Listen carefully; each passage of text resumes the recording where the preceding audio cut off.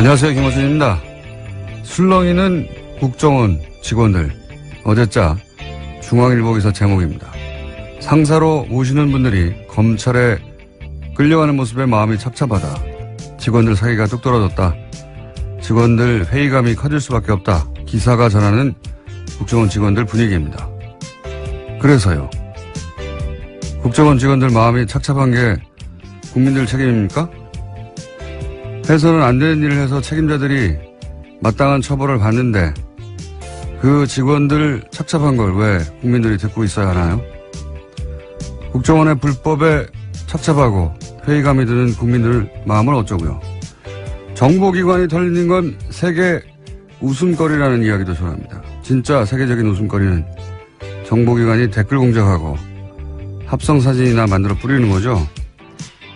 국정원 개혁이 제대로 안착할지 회의적이다. 기사는 그렇게 끝을 맺습니다. 그래요? 국정원 직원들이 술렁이니까 다른 정권에서 또 바뀔 거니까 어차피 국정원 개혁이 힘드니까 쓸데없는 짓을 한다는 건가요? 아니면 살살 하자는 겁니까? 여기서 접자는 건가요? 이 기사의 목적이 뭡니까? 김어준의 질문이었습니다.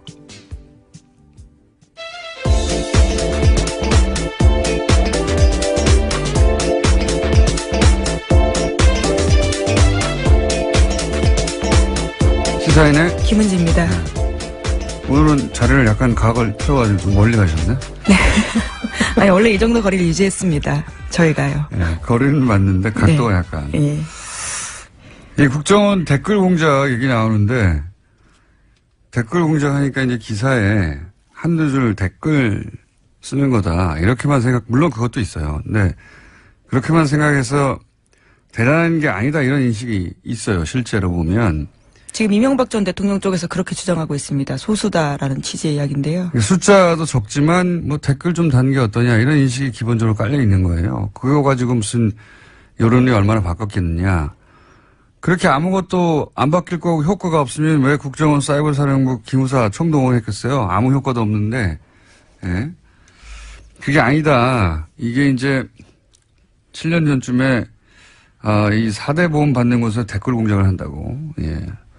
최초로 지적했던 댓글 공작 전문가로서 제가 댓글 공작이 훨씬 더 치밀하고 사악한 거다. 잠깐 예를 들어볼게요. 이게 이명박 박근혜 정권의 주요 선거에서는 모두 다 등장했지만 예를 들어서 2012년 대선을 들어보면 당시 정권 차원에서 가장 절대 과제가 뭐였냐면 문재인 안철수 단일화를 막거나 혹은 그 효과를 최소화하는 거예요.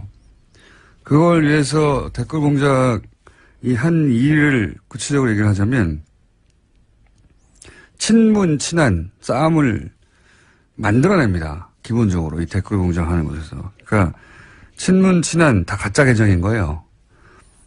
이 가짜 계정으로 가짜 싸움을 만들어요. 근데 이 계정들이 갑자기 등장하는 게 아니라 사실은 갑자기 등장하는 계정도 있지만 오래 키운 계정도 있어요. 예.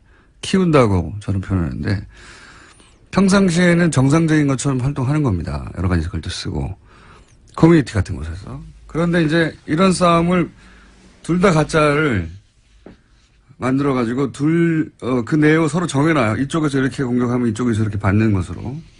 그런 내용을 정해놓고 시작합니다. 가짜끼리. 가짜 싸움을 하는 거죠. 그럼 사람들이 진짜 싸움인 줄 알고 이제 같이 댓글을 달고 그 과정에서 지지자들 간의 감정이 상하죠. 이것도 여러 가지 패턴이 있는데 여하간.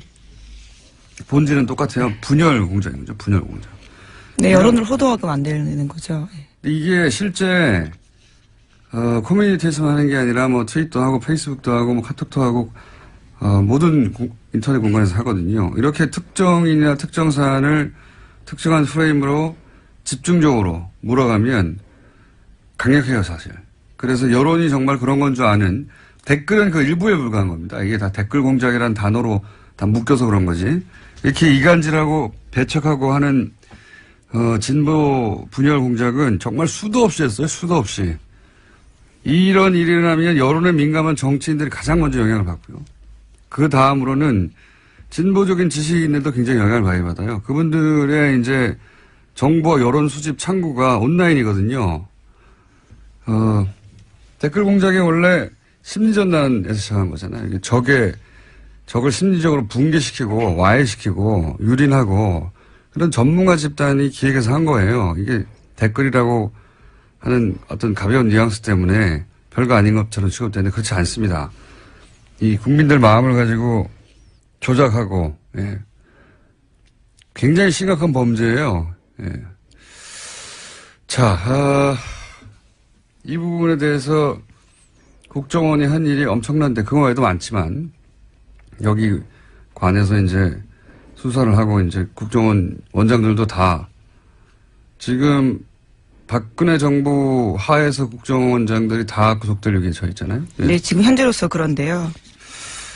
이게 별거 아닌 것처럼 생각하는 사람들이 기자들 중에도 있는데 대단한 겁니다. 예, 저도 직접적인 피해자입니다. 군 사이버사령부가 단 댓글 기사들 중에서 보면요. 제가 기무사가 단 댓글이 기무사 관련된 지적하는 기사가 있었는데 그 한 장병 같은 경우에 군에 들어가기 전에 자신의 미니 홈피에다가 이명박 전 대통령 관련된 짤을 올린 게 있습니다. 예, 짤이라면 여기서 예. 뭐 재미있는 사진 같은 예, 것들인데요. 그와 관련해서 기무사가 따로 불려가지고 군에서 그것들을 내리라고 지시한 바가 있는데 그걸 문제라고 기사 쓴 적이 있거든요. 그때 그런 댓글들이 아주 많이 달렸습니다. 기무사가 원래 그런 거 하는 곳이다. 여자라서 뭘 잘 모른다라 했는데요. 이제 와서 보니까 다 돈 받은 댓글 부대들이 쓴 댓글이었더라고요. 이게 타겟이 되면은 기자들 그러니까 개인이 감당할 수 없는 수준의 공격이 와요. 예.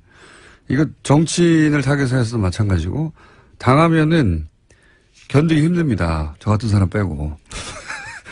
정말이에요. 이런 프레임을 감당하기 힘들어요. 예, 좀 성살했습니다. 그때 내가 정말 군을 잘 몰라서 쓴 기사인가 뭐 이런 생각도 좀 했었었는데요. 그렇게 생각할 수밖에 없는데 예. 그게 전망위로 일어난다고 생각해요. 정말 많이 달렸거든요. 그런 게. 정치인들은 금방 넘어가고요. 예. 진보적인 지식인들도 여기 많이 이용됐어요. 예.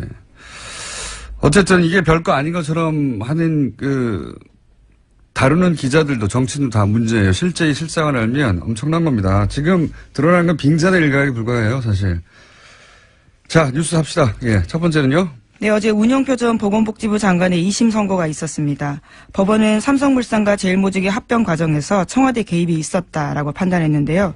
1심에서는 이와 관련된 특별한 판단을 하지 않았는데 2심에서는 판단이 나온 겁니다. 물론 형량 같은 경우에는요. 운영표 전 장관은 1심과 똑같은 징역 2년 6개월이 나왔습니다. 이게 이제 핵심이 1심에서는 박근혜 전 대통령이 지시했냐 안 했냐를 따지지 않았는데 2심에서는 지시했다고 이제 판단했어요. 이게 삼성 합병이 그 이재용 부회장 입장에서 당시에 당면한 과제 현안이었고 이게 이제 박근혜 전 대통령이 지시했다는 걸 법원이 판단했다는 얘기는 뇌물의 대가성, 예. 대가성에 해당되는 건데 이걸 대통령이 지시했다고 판단했으니까 이제 큰일 난 거는 이재용 부회장이에요.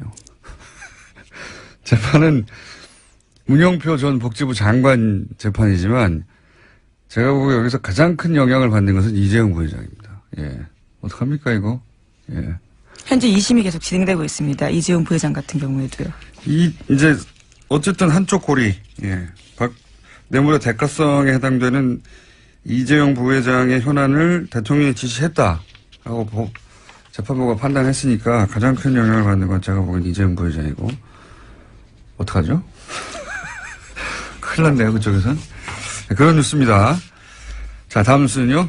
네, 어제 이화여대 학사비리 관련된 2심 선고도 있었는데요. 최순실 씨는 1심과 같은 징역 3년을 선고받았습니다.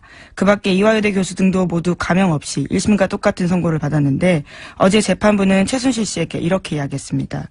부모로서 자녀에게 원칙과 규칙 대신 강자의 논리와 승자의 수사부터 배우게 했다라고 비판한 겁니다. 네, 뭐 이건 뭐 당연한 이야기라 그런 뉴스가 있었다고 짚는 것으로 이제 마무리하고 넘어가죠. 다음 뉴스는요. 네, 이명박 정부 자원외교 관련된 뉴스가 또 나왔는데요. 오늘 아침 서울신문이 보도했습니다. 멕시코 볼레오 강산 투자가 이미 수조 원대 손실이 나고 있는데 그럼에도 불구하고 제대로 된 검증 없이 계속해서 굴러가고 있어서 2조 원 가까이 세금이 문제가 되고 있다라는 건데요. 이제까지 회수한 돈은 2천억 원에 불과하다라고 합니다. 이거 자원 외교는 정말 늪과 같은 사안들인데 그 중에 대표적인 것들이 이제 캐나다 사례가 있고 이 본래오 광산도 어처구니가 없는 사안이에요. 이거 좀 들여다보면 그 초기에는 지분 투자만 한다고 그랬거든요. 근데 나중에 부도가 납니다. 지분 투자를 했는데 광산이 부도가 나요. 부도가 나는데 부도가 난 걸 숨깁니다. 숨기고 나서 거꾸로 어떻게 대응하냐면 그때 손 털고 나왔어야 되는 건데 아예 사업 운영권을 인수한다고 해요. 예. 지분만 참여했다가 나중에는 인수한다고 하는데 그 중간에 부도를 맞이합니다. 예. 그 대목부터 처음부터 이상했지만 여기서부터는 엄청난 돈이 들어가요. 처음에는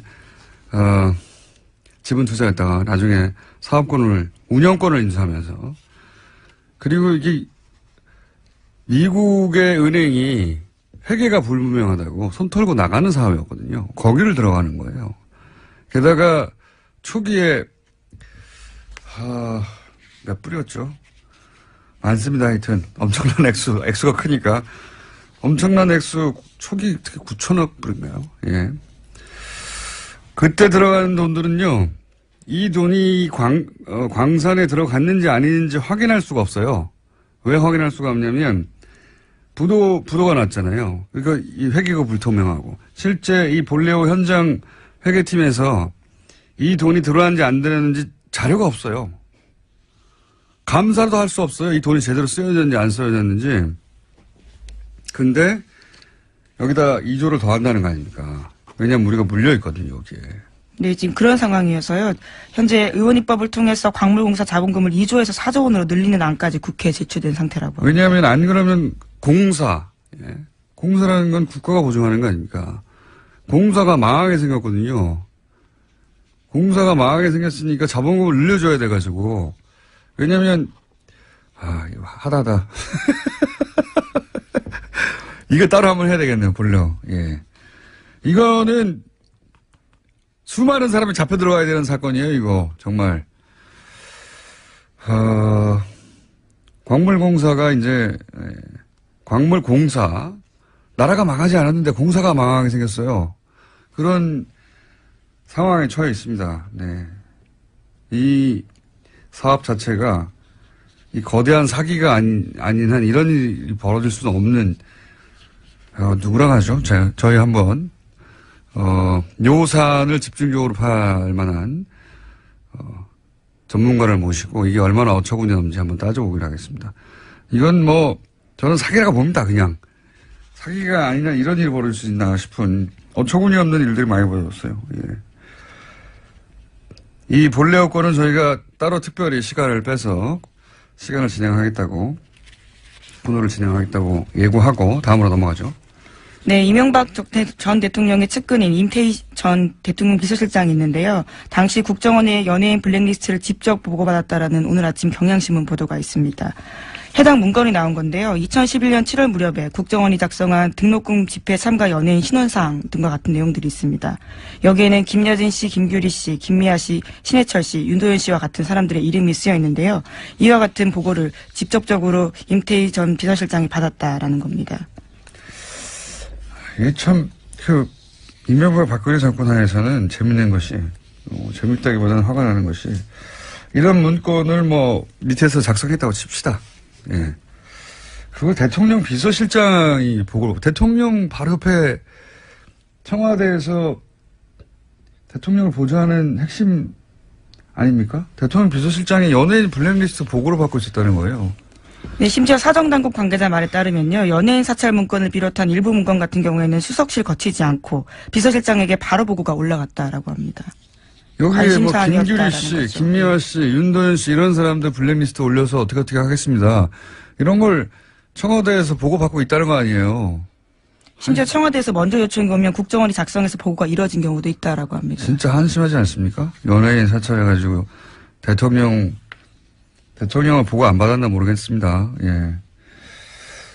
대통령 비서실장이 이런 거 보고받고 이 사람 빼, 이 사람 너 잘하고 있어 이런 얘기 하고 있었다는 거 아니에요. 예. 윤도현 씨 빼, 이런 거 하고 있다는 건, 정말 한심하게 짝이 없습니다. 자, 다음은요. 네, 또 관련된 뉴스가 하나 더 있는데요. 이명박 정부 당시 국정원이 2010년 5월 달에 MBC가 준비하던 노무현 전 대통령 서거 1주기 특집 방송에 불방 압력을 가한 정황도 확인됐다라고 경향신문이 보도했습니다. 관련해서 김재철 사장은 선거법을 운운하면서요. 국정원 이야기를 듣고 불방 압력을 넣었는데요. 결과적으로 방송은 나갔습니다. 이걸 국정원은 어떻게 할까요? 예. PD가 특정 프로그램에서 어떤 방송을 준비하고 있다. 국정원이 미리 알았으니까, 예. 연락했을 거 아닙니까? 사장한테. 국정원이 이제 이런 시사방송을 하는 PD들도 평소에 사찰하고 있지 않고서야 이런 아이템을 알 수가 없죠. 예. 그 사찰, 아니 뭐 연예인들 사찰해가 대통령 비서실장한테 보고하는데, 예. 웬만한 주요 프로그램, 시사적인 프로그램 특히 PD들이 뭘 하는지 사찰은 당연히 했을 거라고 하는 정황이 여기서도 나오네요. 예. 자, 다음은요. 네, 바레인 방문 중인 이명박 전 대통령이요. 어제 페이스북에 자신의 이야기를 좀 올렸습니다. 강연 전문을 올린 건데요. 그 내용들이 좀 눈길을 끕니다. 자신의 어머니가 어려서부터 자기에게 열심히 일해야 한다. 정직하고 성실하게 살아야 한다면서 그러면 하나님께서 기회를 주실 것이다. 라고 해서 그렇게 말씀하셨다라는 내용을 썼습니다. 어머님이 아들이 정직하지 않을까 봐 걱정이 많으셨나 봅니다. 이런 말씀을 많이 하셨다니까. 훌륭한 어머님이시네요. 네, 이명박 전 대통령 같은 경우에는 가훈이 정직이라고도 알려져 있어서요. 네. 어머님 걱정이 많으셨던 거예요. 예. 어머님은 훌륭하셨던 분인 것 같습니다. 네. 미리 아셨던 것 같아요. 자, 시간이 1분 정도 남았다. 네. 저희 PD가 예. 제스처를 하네요. 네, 무엇을 먼저 하면 좋을까요? 제목만 읽고 축축 지나가죠. 예. 네, 국민의당과 바른정당 간의 이른바 중도통합 움직임이 속도를 내고 있습니다. 그래서 어제 안철수, 유승민 두 대표가 비공개로 통합 방식과 형태를 논의하면서 만났습니다. 네, 속도 안 납니다. 자, 다음은요. 네, 도널드 트럼프 미국 대통령이 진짜 미치광이인지 북한이 미국의 한반도 전문가들에게 물어봤다고 미국의 정치 전문 매체 폴리티코가 보도했습니다. 여기서 미치광이는 not이라는 영어 단어인데요. 이렇게 해석했습니다. 예, 꼭 미치광이라는 뜻은 아니지만, 예. 이거 사실 미국 사회에서 주요한 질문입니다. 최근에 부상하고 있는 미국의 정신과 전문의들이 한 27명 모여가지고 똑같은 얘기를 하고 그걸 책으로 내고 그래서 뭐 베스트셀러도 되고 최근 미 의회에서도 대통령의 핵 권한, 전쟁 개시 권한을 축소해야 된다, 제한해야 된다 진행하고 있거든요. 그러니까 결국은 트럼프 대통령의 지금 정신 건강이 전 세계를 멸망시킬 수도 있는 핵무기 버튼을 막힐 만큼 안정적인가? 이 질문을 정치권에서도 미국 정신의학에서 하고 있어요. 네, 네. 뉴스 공장을 다 들었는지 이 사람들이. 외교 테이블에서도 굉장히 중요하게 다뤄진다는 건데요. 북한 쪽에서는 트럼프 대통령이 미치광이인지 아니면 단순히 신용하는 것인지 알고 싶어 한다라는 겁니다. 북한만 궁금한 게 아니라 전 세계에 궁금하고 특히 미국 정치권과 정신의학계에서 이 질문을 계속하고 있습니다. 최근에. 그래서 뉴욕타임즈 베스트셀러도 됐어요. 예. 이 책 한번 소개해야 되겠네요. 자세히. 예. 자, 그런 이야기들 오가고 있습니다. 오늘 여기까지 하겠습니다. 시사인의 김은지였습니다. 감사합니다.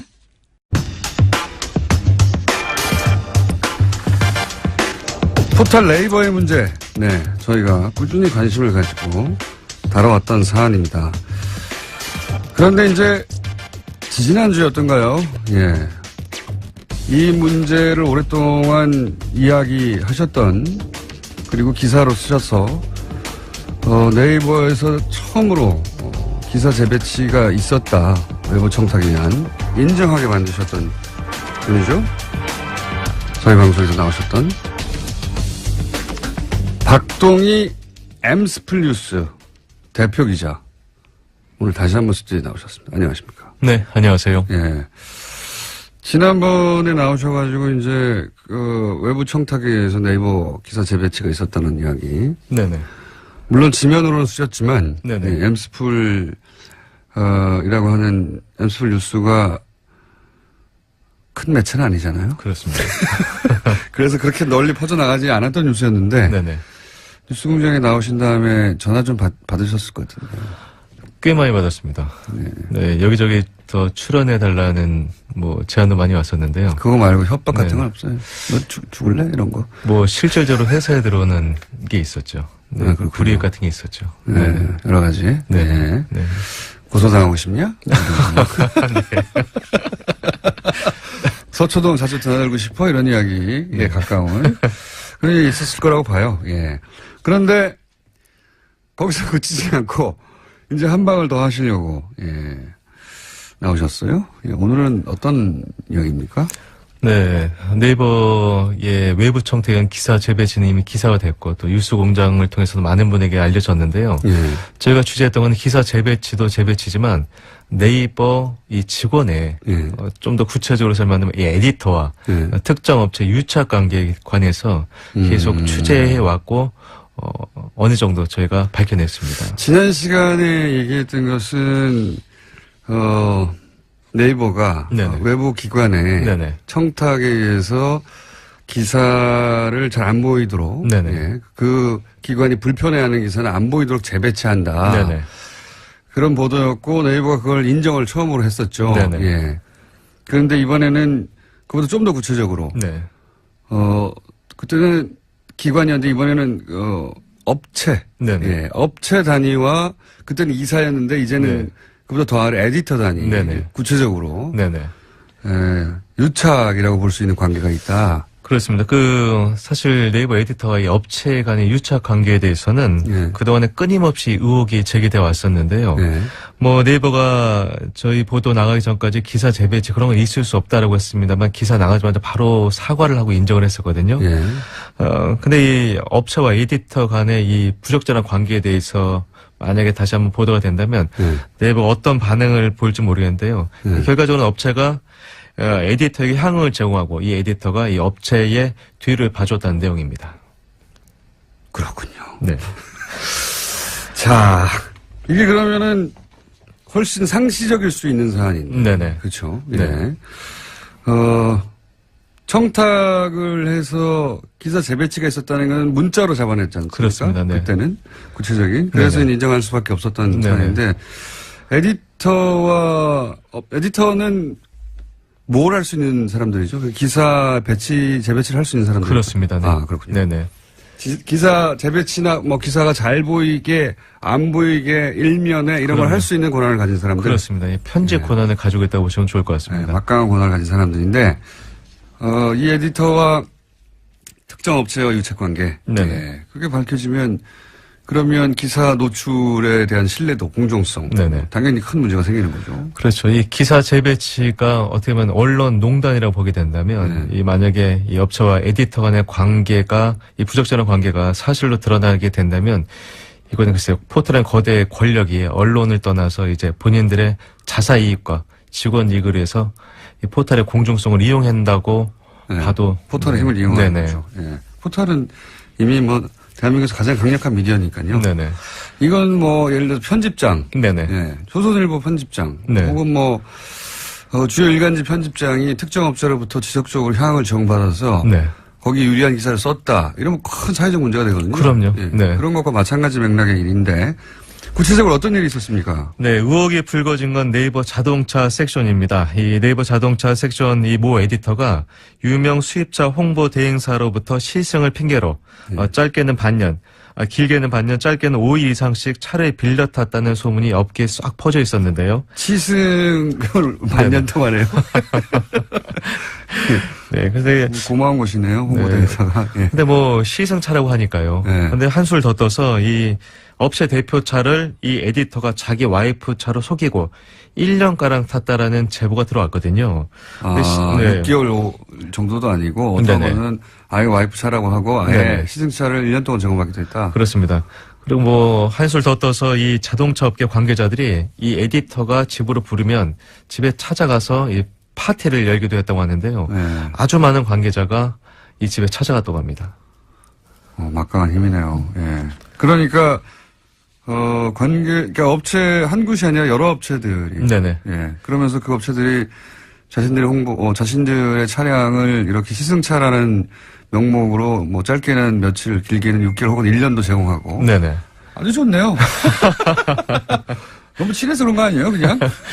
근데 이게 재미난 게요. 예. 이게 만약에 이 사람이 기자라고 한다면, 현직 기자라고 한다면 시승을 할 수 있겠죠. 예. 왜 시승일을 써야 되니까. 예. 근데 이 네이버 자동차 에디터 이 모 씨는 네이버 입사 전까지는 자동차 전문 기자였습니다만 네이버 입사 이후로는 그렇진 않거든요. 네이버 직원이잖아요. 직접 시승기를 쓴 적은 한 번도 없다. 네, 근데 본인이 저희가 찾아가서 물어봤죠. 예. 이 시승차를 이렇게 오랫동안 타고 또 네이버 에디터 굳이 그 특정 업체 시승차를 탈 필요가 있느냐.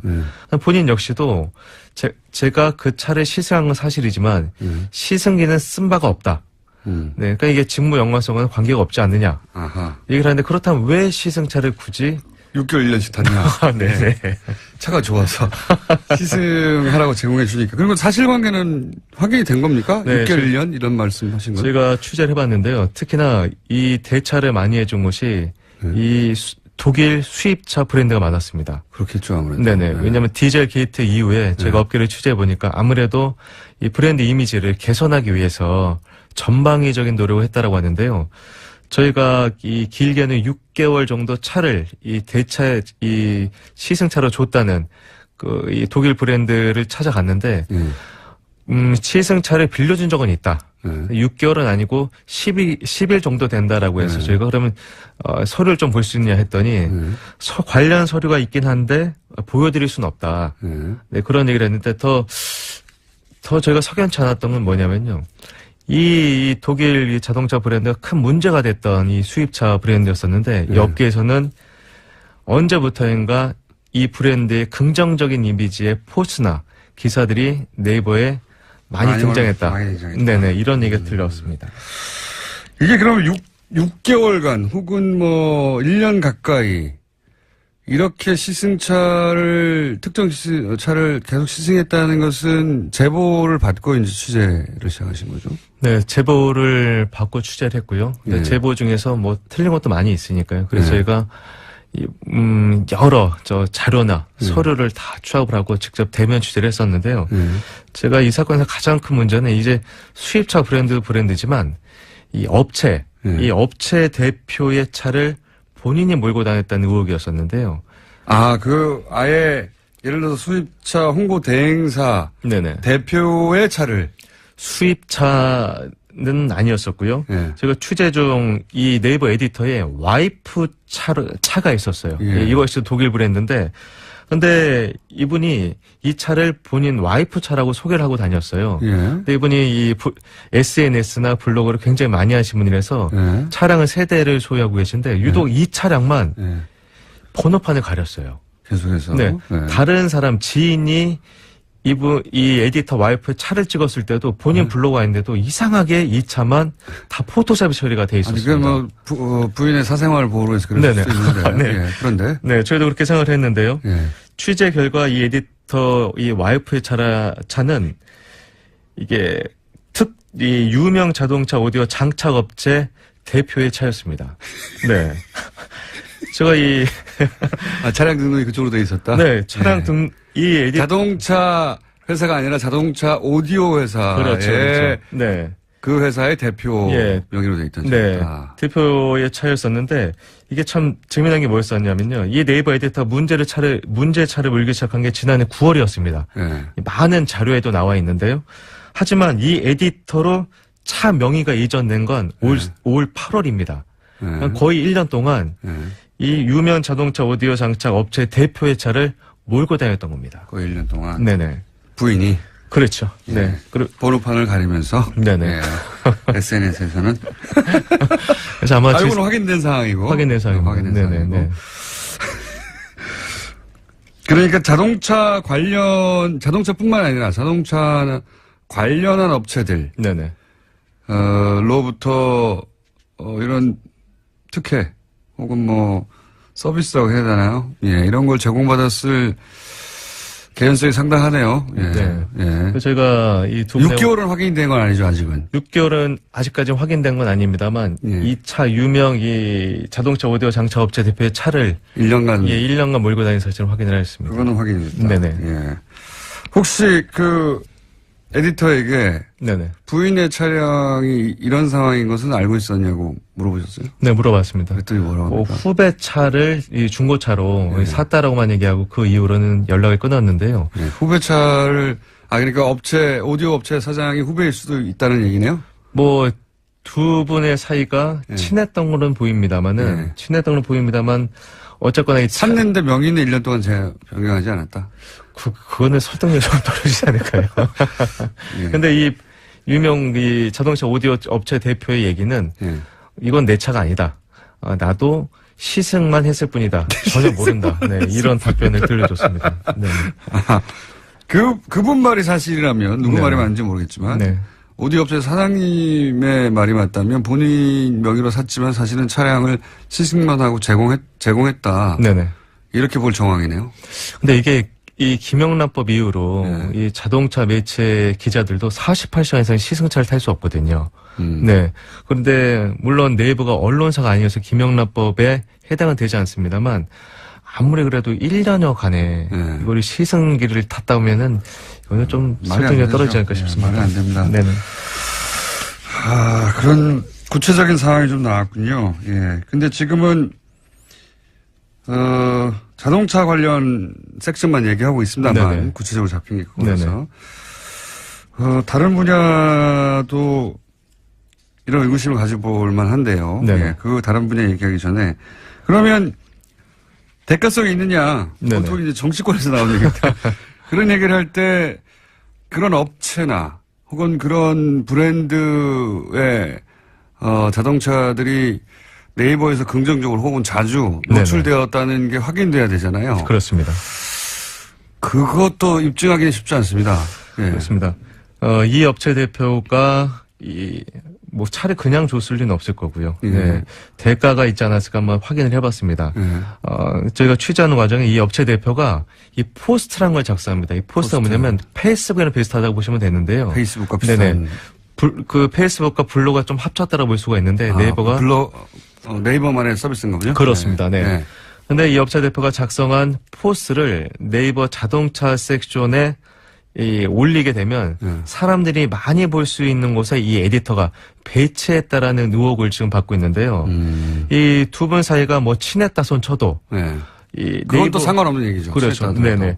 이 네이버 에디터가 이 특정 업체 차 대표차를 몰고 다니기 시작한 시점부터 이 업체 대표의 이 포스트가 이 네이버 자동차 주요 부분에 더 자주 배치된 것만은 제가 확인을 하였습니다. 네. 캡처도 자주 하셔야 되겠는데. 민원연과 같이 작업을 좀 해보셔야 될 것 같아요. 영광입니다. 민원연은 초 단위로 네네. 캡처하기 시작했거든요. 네네. 예, 이게 포탈은 어마어마한 생태계라서 네. 시간이 좀만 지나도 네. 어떻게 되는지 기록을 찾을 수가 없어요. 그렇습니다. 예, 그래서 네. 초 단위로 기록해야 됩니다. 그래서 네네. 모조리 다 캡처하는 거. 언제 무슨 일이 있을지 모르거든요. 네네. 그래서 되돌아가가지고 몇 월 며칠 날 몇 시부터 몇 시까지 무슨 일이 있었지? 네네. 캡처한 거를 확인해야 네.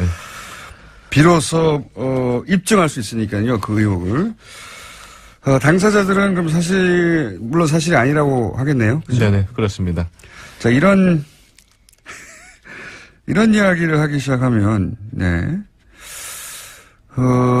무척 곤란한 처지에 처하실 수도 있겠습니다. 여러모로. 네네. 그런 징후가 보이고 있습니까? 뭐, 네이버가 워낙 큰, 거대 권력이잖아요. 네, 그렇기 때문에 저희가 요즘에 좀 힘든 점이 많은 것이 이제 제가 작은 언론사고 또 열심히 기사를 쓰긴 합니다만 그 기사의 노출 빈도가 떨어지거나 하게 되면 혹시 이게 보복성이 아닌가 이런 느낌을 좀 받을 수도 있고요. 네, 스스로. 네. 그냥 기사가 인기 없어 그럴 수도 있어요. 그게 가장 큰 이유가 아닐까 싶습니다. 네. 그럴 수도 있긴 한데 네네. 그런 두려움이 당연히 있겠죠. 네. 예, 네이버 같은 곳에서 노출시키지 않으면 네. 매체사는 사실 굉장히 어렵거든요. 네. 예. 그럼에도 불구하고 이런 기사를 계속 쓰시는 이유는 그동안 들은 이야기가 너무 많기 때문입니까? 그동안 취재했던 내용이 너무 많고요. 그리고 요번에 네이버 한성수 대표가 예. 구글을 새로운 프레임으로 삼아서 예. 또 이제 구글이 바로 서야 된다 이런 식으로 말씀하고 계시잖아요. 예. 구글 세금 문제도 얘기하고. 네네네. 예. 구글을 공격하는 것으로. 네. 예. 근데 그 전에 기사 재배치 건도 네. 저희가 취재를 오랫동안 했기 때문에 네이버 한성수 대표 분명히 알고 있었고 네. 이 건 역시도 네이버 이 법무팀이나 홍보팀에 이 취재 내용이 들어간 것으로 알고 있는데 그렇겠죠. 네, 네이버 홍보실은 지금까지 단 한 번도 답변을 한 적이 없습니다. 무려 7개월 동안 네. 단 한 차례도 답변을 들려주지 않았는데 저희가 네이버 내부 관계자로부터 들은 거는 저희가 작은 실수를 범했을 때 네. 바로 역공에 들어오기 위해서 답변을 그렇겠죠. 주지 않는 것이라고 했는데요. 그렇겠죠. 당연히. 네, 저는 이 모든 사건의 몸통이 한송숙 대표라고 보고 있고요. 그 이야기를 지난번에도 하셨는데 네네. 그 두 차례나 이제 네이버 대표님을 직접 거론하셨기 때문에 네네. 왜 그렇게 생각하시는지 다음에 말씀해 주시죠. 알겠습니다. 예. 아주 어려운 싸움을 시작하셨습니다. 네. 본인에게 여러모로 어려움을 안겨줄 아주 어려운 싸움을 시작하셨는데, 저희가 계속 불러드릴게요. 네, 감사합니다. 저희가 계속 불러드리겠고, 오늘은, 요 사안까지만 하겠습니다. 앞으로도 뭐 많다고 하는데, 예. 네이버의 특정 에디터가, 업체와 유착이 의심된다. 예. 그쪽으로부터 제공받은 차량을 이용한 정황이 있고, 네네. 일부는 확인하였다. 네네. 네. 그 대가로 포스트라고 하는 서비스가, 더 자주 혹은 잘 보이도록 노출된 정황도 있다. 네네. 네. 이 대목을 오늘 짚으셨고요. 한 1, 2주마다 한 번씩 나오셔야 될 것 같기도 합니다. 아, 그럼 저의 영광입니다. 오늘은 여기까지만.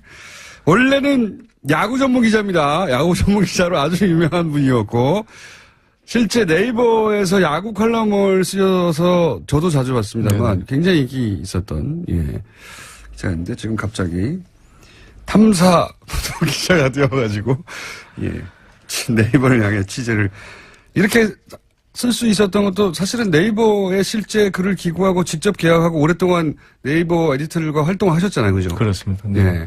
이렇게 오랫동안 일하면서 제가 느낀 것들이 많이 있었고요. 또 네이버라는 좋은 포털, 정말 좋은 직원들이 많은데요. 그분들이 다시 초심으로 돌아가서 이 공정 포털을 만들었던 마음. 그리고 라이벌인 다음 카카오만 봐도 이런 일 없거든요. 네. 없는지 아닌지는 모르겠습니다. 네네. 적어도 본인이 직접 겪은 것은 네이버에서 아니라, 그렇습니다. 몇 네. 가지 앞으로 더 문제 제기를 하실 것 같고요. 네. 어려움에 처하실 가능성이 매우 높습니다. 그럴 때마다, 준법조에 있는 저에게 연락을 주시고, 그리고 아는 변호사도 소개해 드릴 수 있고요. 네. 본인도 여러 가지로 주의하시고요. 네, 명심하겠습니다. 네. 자, 오늘은 여기까지 하겠습니다. 네, 다음 시간 예약해두고, 지금까지 엠스프레 박동희 대표 기자였습니다. 감사합니다. 네, 고맙습니다.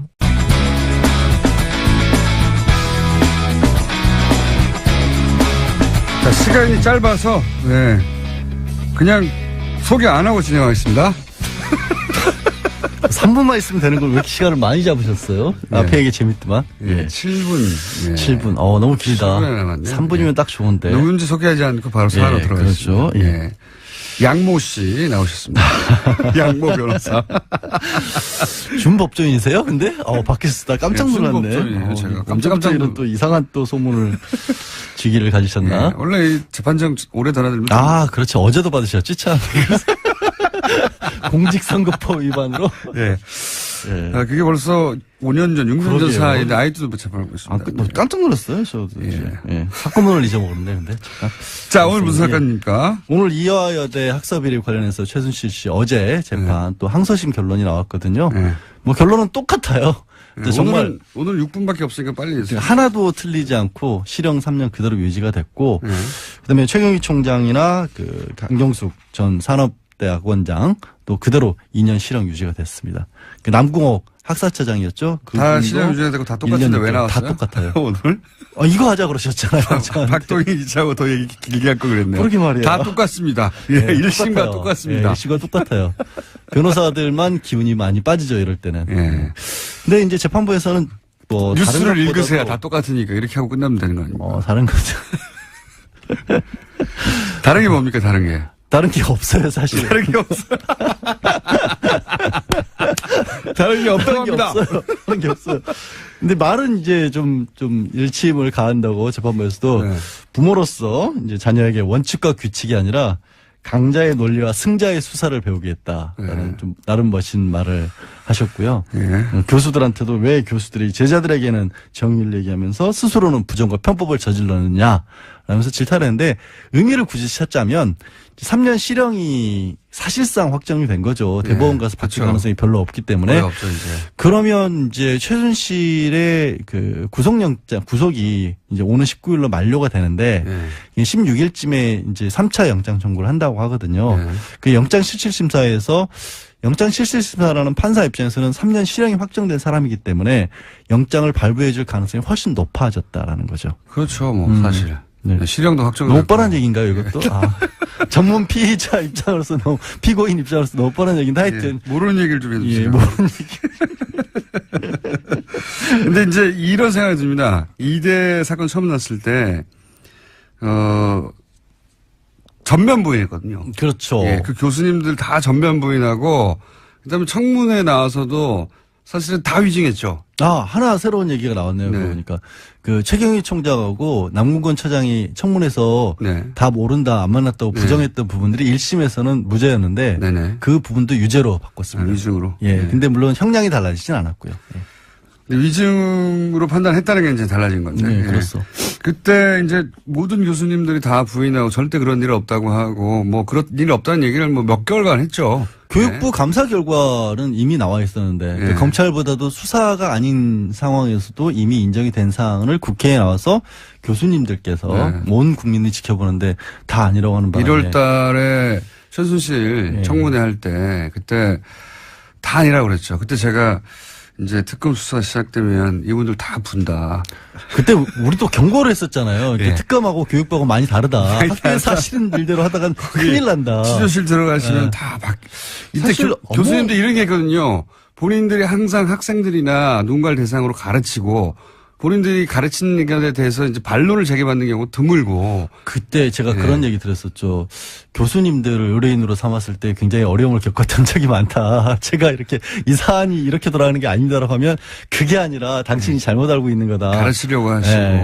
혹시 그런 일이 이번에도 반복된 게 아닌가 싶어요. 아니, 그래서 예언을 했었잖아요. 네. 검찰 들어가면 다 소용없고. 큰일 날 것이다. 다 소용없고 다 그게 털리게 돼 11개월 있다고. 전 일이네요. 그러고 보니까. 벌써 1년이 다 돼갑니다. 자, 그러면 이렇게 3분 만에 다 끝났어요. 아까 제가 그러니까- 얘기했잖아요. 3분이면 충분하다고. 그러니까 우리가 6분을 드린 게 얼마나 깁니까? 네. 아유, 정말. 컵라면 2개 드셔야 됩니다. 최순실 씨가 고영태 씨한테 이 모든 사태가 고영태한테 자신이 당해서 그런 거라고. 그거는 이제 주장했잖아요. 고영태 씨가 재판을 받고 있는데 지난번 때는 최순실 씨의 재판에 고영태 씨가 주로 증인으로 나왔었고 네. 고영태 씨가 인천 세관장을 추천하는 과정에서 2,200만 원 네. 가량을 받았다는 혐의로 재판을 피고로서 받고 있는데 네.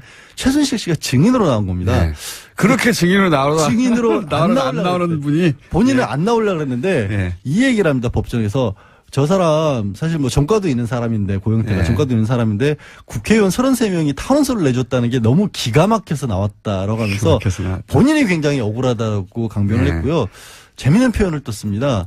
고영태 씨가 2,200만 원 받은 적 없는데 200만 원 가량 상품권을 받아서 네. 내가 최순실 씨한테 전달을 해줬다 그랬더니 내가 그런 거 받을 군번이 아니다. 최순실 군대를 씨는 다녀왔는데. 액수의 많고 적음을 따지지 않더라고요, 보니까. 아니 근데 본인은 얘기를 한 거죠. 200만 원 정도 내가 받을 사람이 아니다. 200만 원이라고 뿌리칠 사람이 아닌 거죠. 그런 거였나요? 그러니까 본인은 그렇게 얘기했어요. 주는 거는 다 받는 분인 것 같던데. 그리고 나와서 이제 국정농단 관련해서 계속해서 반복하고 있는 주장이긴 합니다만 이 고영태한테 나도 당한 사람이다. 그러니까요. 예. 그러니까 변호사가 이 프레임으로 계속 밀고 나가고 증인 있어요. 신문을 하는 과정에서 국정농단이라는 얘기를 꺼내자마자 버럭하면서 그 단어 쓰지도 말라. 고영태가 기획한 것에 일부 검사들과 언론사가 예. 속아 넘어가서 내지는 합작을 해서 우리를 이렇게 공경에 처하게 만들었다라는 거죠. 고영태 씨가 그러니까 대통령도 움직이고 장관도 그렇죠. 움직이고 다 한 거죠, 다. 혹시 고영태 씨한테 뭐 이렇게 넘어간 거예요? 저는 고영태 씨가 개인적으로 이 펜싱하는 후배라서 좀 간접적으로 알거든요. 펜싱은 본인이 펜싱도 합니까? 저 펜싱 선수 출신이에요, 저도. 아니, 초등학교 때. 아니, 대학교 때까지. 진짜로? 서울시 아마추어 선수였어요. 아마추어, 네. 취미 활동 같은 거 얘기하지 말고. 취미 활동 선수라니까. 왜 이래요? 이 프레임으로 최순실과 일관되게 밀고 나가잖아요. 최순실 씨가. 이게 0.1%라도 재판부에 의해 받아들일 가능성이 있습니까? 재판부는 받아들일 생각을 아예 없고요. 예. 이거 정치적인 얘기인 거죠. 예. 근데 하나를 말씀드려야겠다. 아까 최순실 3년 받은 게 예. 이게 좀 이상한 상황인 게 이거를 사건을 병합해서 심리를 하지는 않고 이게 내용이 워낙 다르니까 학사비리는 학사비리대로 따로 예. 그다음에 뇌물이라든가 직권남용 부분은 따로 재판부에서 재판을 하고 있잖아요. 예. 이렇게 될 경우에는 나중에 판사님들이 판결할 때 굉장히 힘들어하십니다. 그러니까 다 같이 모아서 재판을 하면 다 뭉뚱그려서 몇 년이라고 선고를 해야 되는데 따로따로이다 보니까 이걸 그냥 내버려두고 합산을 시킬까? 양지열 변호사였습니다. 저였어요. 노르가즘 많은 분들이 기다리시는 코너. 오늘도 정의당 노회찬 원내대표 나오셨습니다. 안녕하십니까? 네, 안녕하십니까. 네. 이명박 전 대통령이 발행에 가서 연설을 하셨는데 네네. 거기서 또 집안의 가훈이 정직이라는 그런 내용도 등장하고 그랬습니다. 정직이라고 하면 뭐 정직 처분. 사실 정직 됐어야 되는 분인데. 아니, 이명박 대통령 가훈이 정직이라고 해서 저희가 오늘 네. 2부 진행하면서 저 제작진이 방언을 적어야 되겠다, 우리도. 예. MB 가훈이 정직이라면 우리는 침묵이다. 방언이. 예. 침묵 또는 뭐 겸손 이런 거 있지 않습니까? 네. 자, 방언을 좀 정해 주십시오. 예. 배려. 저희 방송의 방언은 배려, 사랑, 침묵. 이런. 좋네요. 예. 네. 겸손. 뭐 침묵은 불가능하고. 엄숙. 그쪽도 뭐 정직이라는데요. 예. 정직을 이길 수는 없다고 봅니다. 경건과 엄숙한 마음으로 오늘도 노르가즘을 진행해 보겠습니다. 자, 또 한 주간의 사건도 아주 많은데 정치권 얘기부터 좀 해볼까요? 네. 이제 홍준표 대표가 9명이 복당하고 나서 어깨에 힘이 좀 들어갔어요. 예. 그렇죠? 네. 예. 자신감에 채식도 나왔네. 방언이 채식이라고. 그건 어울리는 거네요. 방언. 불가능한. 저희 방언을 좀 정해 주십시오. 항상 방언을 정할 때는 이명박 대통령 가훈이 정직이라는 걸 생각하시면서 저희 방언을 정해 주시면 되겠고. 홍준표 대표가 자신감이 넘쳐가지고 유승민 대표가 예방을 하겠다는데 이제 거절을 했어요. 예. 어떻게 보십니까? 정당이 아니다. 바른정당은 배신자 집단이지. 이렇게 얘기했는데. 예, 저는 자유한국당이 문을 닫아야 된다고 생각합니다. 사실 우리가 돌이켜보면은 제가 볼 때 홍준표 대표 자리에 박근혜 전 대통령이 앉았다면 예. 어떻게 했을까? 저는 당 일단 해산했을 것 같아요. 왜냐하면 지난 2002년 차떼기 사건 때 보면은 예. 몇백억 돈 받은 거 그것도 큰 문제였지만은 예. 그것 때문에 당 간판을 떼가지고 예. 그리고 당 재산 예. 그 당시 중앙당 11층짜리 건물 팔았죠. 예. 그거 헌납했지 않습니까? 예, 예. 또 천안의 연수원도 헌납하고 17개 광역시도에 있는 거 다 헌납했지 않습니까? 이제 그런 정도로다가 해서 겨우 당을 살렸거든요. 예.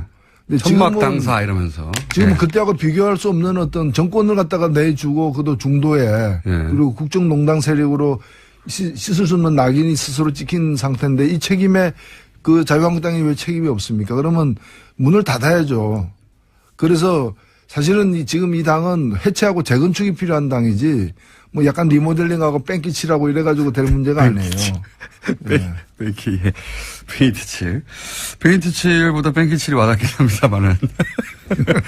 그러니까 지금 황골 탈퇴해야 되는데 지금 제스처만 취하고 있는 상황인데 왜 이 정도밖에 안 하냐. 오히려 황골 탈퇴는 유승민 대표가 하고 있다고 저는 봅니다. 물론 이제 세력이 너무 적기 때문에 미약하기도 하고 걱정되기도 하지만은 오히려 그 길로 가야죠. 버리고 갔어야죠. 유승민 대표가 이제 하태경 의원 이야기는 사람이 좀 많이 변해가고 있다. 뭐 아마도 유승민 모든 정치인이 뭐 장점과 단점이 있지만 유승민 대표가 이제 스킨십이 좀 부족하고 그랬던 것 같습니다. 그런 말들이 있었는데 그렇게 변해가고 있다. 뭐 그런 얘기를 하고 있는데 그러면서 안철수 대표를 만났잖아요. 예. 이거는 어떤 포석입니까? 어떻게 대화하려고 하는 겁니까? 그림이 뭘까요? 아니요, 뭐 만날 수 충분히 있는 거고 또 예. 서로가 좀 비슷한 처지에 놓여 있는 면도 있는 것이고 예. 그래서 그런 서로의 필요 때문에 만나는 건 얼마든지 있을 수 있다고 봅니다. 첫 번째 만남이 그거니까. 예. 그렇죠. 근데 아마도 뭐 양현 씨 노래 중에 보면 이루어질 수 없는 사랑이라고 있는데 수 없는 사람. 예, 뭐 끝내 그 완전 통합이나 이런 거는 힘들지 않을까 보여집니다. 안철수 대표 쪽에서 오히려 더 뭐랄까요 간절한 것 같아요 지금. 그렇죠. 전혀 뭐 손해볼 게 없는 게임이라고 보고 있는 거죠. 네, 흡수 예. 합병 예, 흡사병. 예, 더 나쁘지 않다고 이렇게 보는 거죠. 사실상 사람들은 당대당 통합이라 하더라도 흡사병처럼 보이겠죠. 예, 근데 그게 실제로 가능한가에 대해서는 의문이 있는 것이 예, 그 국민의당 그렇게 되려면 그게 완전 통합이라는 이런 수준으로 간다면은 조용히 이렇게 몇 명이 들어와서 숫자가 늘어나는 정도가 예. 아니라 어떤 그 정체성까지도 이렇게 예. 서로 타협을 해야 되는 상황까지 간다면은 호남을 갖다가 버리고서나 가능한 일이 아니겠는가라는 예. 거고 바른정당도 작긴 하지만은 바른정당 내에서 이대로 가기 힘들다라고 하는 분들은 다 국민의당으로 가자는 게 아니고 예. 자유한국당으로 가자는 거거든요. 예, 예. 그 이탈파들은 예. 이탈 예정파들은 그렇기 때문에 그걸 양당의 통합을 강행하려면은 바른당에서도 그 영남 쪽 어떤 근거를 두는 분들을 그 떼놓고 가야 되는 온전히 두 당이 있는 대로 합해지긴 힘든 그 조기에 안철수 대표는 그것까지도 괜찮다고 생각하시는 게 아닐까 싶은 행보인 것이, 뭐, 호남계 의원들이 당연히 그 바른정당과 합치는 데 있어서 햇볕 정책에 대한, 예, 뭐, 견해 차이가 워낙 크고, 바른정당하고, 대북 정책에 대한 그 견해 차이가 워낙 커서 호남계 그 의원들은 우리가 그거 버리고 갈 수는 없다 얘기하고 있지 않습니까? 근데 그럼에도 불구하고 계속 같은 방향으로 나아간 걸 보면 안철수 대표의 그림은 그런 거 아닐까요? 그 호남계 의원들이 일부 떨어져 나가더라도 상관없고 그래서 조금 더 색깔이 보수에 가까워지는 것도 개의치 않고 그리고 이제 유승민 의원과 그렇게 이제 호남계 의원들이 일부 떨어져 나온 다음에 합치고 자유한국당의 대선 후보가 누가 있냐. 홍준표 후보가 다시 대선 후보로 나올 수 있겠느냐. 이미 한번 실패했는데. 그러면은 이제 보수정당, 그 자유한국당에서도 주자도 그렇게 뚜렷하지 않으니 거기서 또 일부 떨어져 나와서 이렇게 세력을 합쳐서 중도 보수의 선두주자. 뭐 이런 그림을 그리고 있는 게 아닐까. 그렇죠. 처음에 새정치할 때는 그 개혁 정치 네. 개혁으로서 정치 시작을 했었지만은 결국에 이제 거기서 자리를 잡지 못하고 또 자리를 만들지도 못하고 계속해서 이제 역함 해가지고 저 뒷칸으로 가는지 1호차를 탔는데 지금 이제 차는 계속 달리고 있는데 저 뒷칸으로 이렇게 해서 보수 정치에서 보수 영역에서 새 정치를 해보자. 이제 그런 쪽으로 가고 그렇게 보이죠. 예, 그렇게 보여지죠. 예, 점점 보수화되고 있는 것 같습니다. 그래서 온전히 통합이 아니라 일부 이제 이탈하더라도 상관없다고 생각하는 게 아닐까. 그렇죠. 내쫓지는 않겠지만은 나가는 건 말리진 않겠다라고 그런 뉘앙스로 또 얘기를 하기도 했죠. 예, 그런 스탠스인 것 같습니다. 그래서 그걸 새로운 3당 합당처럼 바라보는 게 박지원 전 대표인 것 같고, 예, 그렇게 합쳐지려고 하는 게 아니냐. 예. 그런 제안은 받을 수 없다. 이런 게 이제 박 전 대표를 위시한 호남계 의원들의 생각인 것 같은데, 가능할까요? 이 새로운 형태 3당 합당이? 조기에 가능하지는 않을 거고요. 그것을 가능성이 일단 저는 적고 또 그걸 얻으려고 했을 때 그 놓아야 될 그 감수해야 될 어떤 손실도 있기 때문에 최대치가 지방선거 때 광역단체장 그 유력 광역단체장 후보 중심으로 한 선거연대가 아닐까 이렇게 보여지고 후보. 그게 가능하려면은 본인이 예. 나가야만 그 그림도 가능하다. 본인이 안 나간 채 예. 본인이 안 나간 채 그냥 경기도는 누구 원래대로 누구 그 다른 서울은 누구 이런 식으로 나누어 가지고는 시너지 효과가 없기 때문에 그냥 나누기만 할 뿐이지 어차피 다 못 나가니까 서로 취약 지역의 후보를 다 상대방 후보를 인정해 주는 그런 정도의 대단히 강도가 약한 연대이기 때문에 이걸 강도를 좀 세게 하려면은 걸어야죠. 본인을. 예. 예. 그러다가 예를 들어 서울시장 선거에 본인이 직접 나왔는데 만약에 거기서 낙선하게 되면 정치적 타격이 굉장히 클 텐데요. 근데 정치라는 것이 옳다고 믿는다면은 네. 크게 걸어야지. 안 다치는 위주로 가면은 뭐, 예. 노회찬 대표님도 많이 다쳐왔습니다. 많이 낙선해 왔습니다. 상처투성입니다. 심지어는 의원직도 상실하기도 하셨고. 예. 예. 모든 종목을 석권하고 있습니다.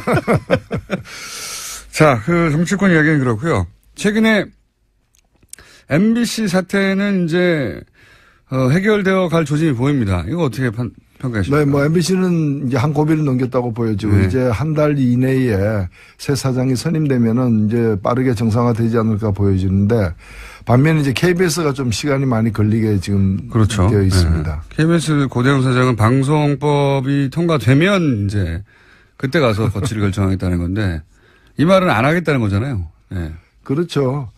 뭐 예를 들면 박근혜 대통령 물러가라 그러니까 개헌하면 물러간다는 얘기가 똑같은 거죠. 자기 후임이 누가 오느냐에 영향을 미치는 방송법 개정에 자기가 왜 갔냐합니까? 그러니까요. 자기가 잘한 일을 잘못한 게 없다면 임기를 다 채우고 내년 말에 물러나야 될 사람이 중도에 물러난다면 그만큼 문제가 많았다는 걸 스스로 시인하는 건데 문제 많은 사람이 중도에 쫓겨나가면서 다음 사장은 어떤 사람이 돼야 된다. 또는 자기들이 유리한 사람들이 돼야 된다라고 요구하는 거와 마찬가지죠. MBC 김장겸 사장이 이제 해임안이 통과되면서 방문진에서 남긴 말도 화제예요. 이제 본인이 공영방송, 방송의 중립 또는 뭐 방송의 독립성을 지키지 못하고 이렇게 물러나게 돼서 순간에 굉장히 안타깝다. 본인이 그러니까 그동안 공영방송의 독립성과 중립성을 지켜왔다는 얘기죠. 본인은. 예. 예, 그 정도 되면 이건 병입니다, 사실은. 참, 우리 언론이 언론도 많이 되돌아봐야 될 지점이에요. 이제 우리나라의 여러 가지 어떤 경제적이나 문화적 수준을 볼 때 주요 방송들이 어떤 예. 공영방송으로서 제대로 이제 신뢰받지 못하고 정립되지 못하는 데 대해서 좀 통렬한 자기 반성이 필요한 게 아닌가. 또 그걸 악용해왔던 정권들도 역시 마찬가지인 것이고. 그래서 이번 계기로 해가지고 뭐 특정 정권에 가까운 방송이 아니라 정권이 어떻게 변하든 간에 국민들을 대변하는 그런 공영방송의 어떤 공정성을 갖다가 회복이 돼야 될 것 같아요. 김장겸 사장은 이제 친박 핵심인들과 정기적인 모임을 가졌다고도 얘기되고 그리고 박근혜 전 대통령이 감옥에서 허리가 아프다 걱정되는 거죠. 예. 그런 보도를 지상파 중에 유일하게 뉴스로 계속 내보냈던 친박에 대한 걱정이 무척 많은 방송이었거든요. 예. 그러니까 공영방송이 걸어야 될 길에 대해서 기본이 안 돼 있는 거죠. 그냥 사적인 그 관계나 그런 특정한 어떤 정파의 이익을 위해서 소중한 국민의 자산인 전파를 낭비하는 그런 일을 계속 해온 거죠. 이분은 해임되고 나서 어디로 가실까요? 예. 김재철 사장은 이제 출마하려고 노력하셨는데 홍수를 못 받았죠. 네. 예. 경선에 나와가지고 표가 1%인가 2%인가 밖에 못 받으셔가지고 경선에서 떨어지셨는데 이분도 그런 그림을 그린 게 아닐까 싶기는 합니다만 현재는 어쨌든 해임을 되셨고 이명박 전 대통령이 이제 공항에 바레인으로 강연을 떠나시기 전에 공항에 메시지를 냈습니다. 여러 가지. 네. 그 메시지는 보셨어요? 예, 저는 그 메시지는 그 메시지 자체가 우리 국민들을 좀 분노하게 만들기도 했지만 굉장히 이제 위급함을 느끼고 있는 그런 상황인 것 같아요.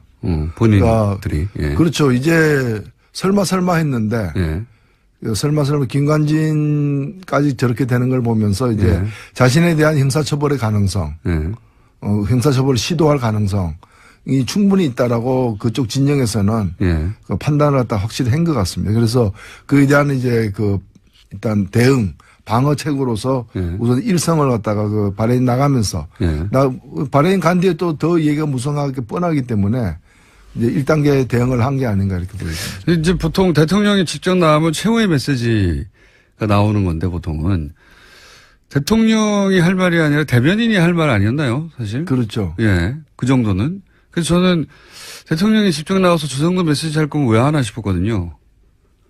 그만큼 이제 지금 그 인천공항에서 지금 한 발언이지만 예. 사실상 거의 그 서초동 포토라인에 서서 한 발언처럼 이렇게 얘기를 한 거죠. 예, 내용은 그렇습니다. 예, 예. 예. 그리고 연습이었나요? 자기가 당사자라는 걸 잘 아는 거죠.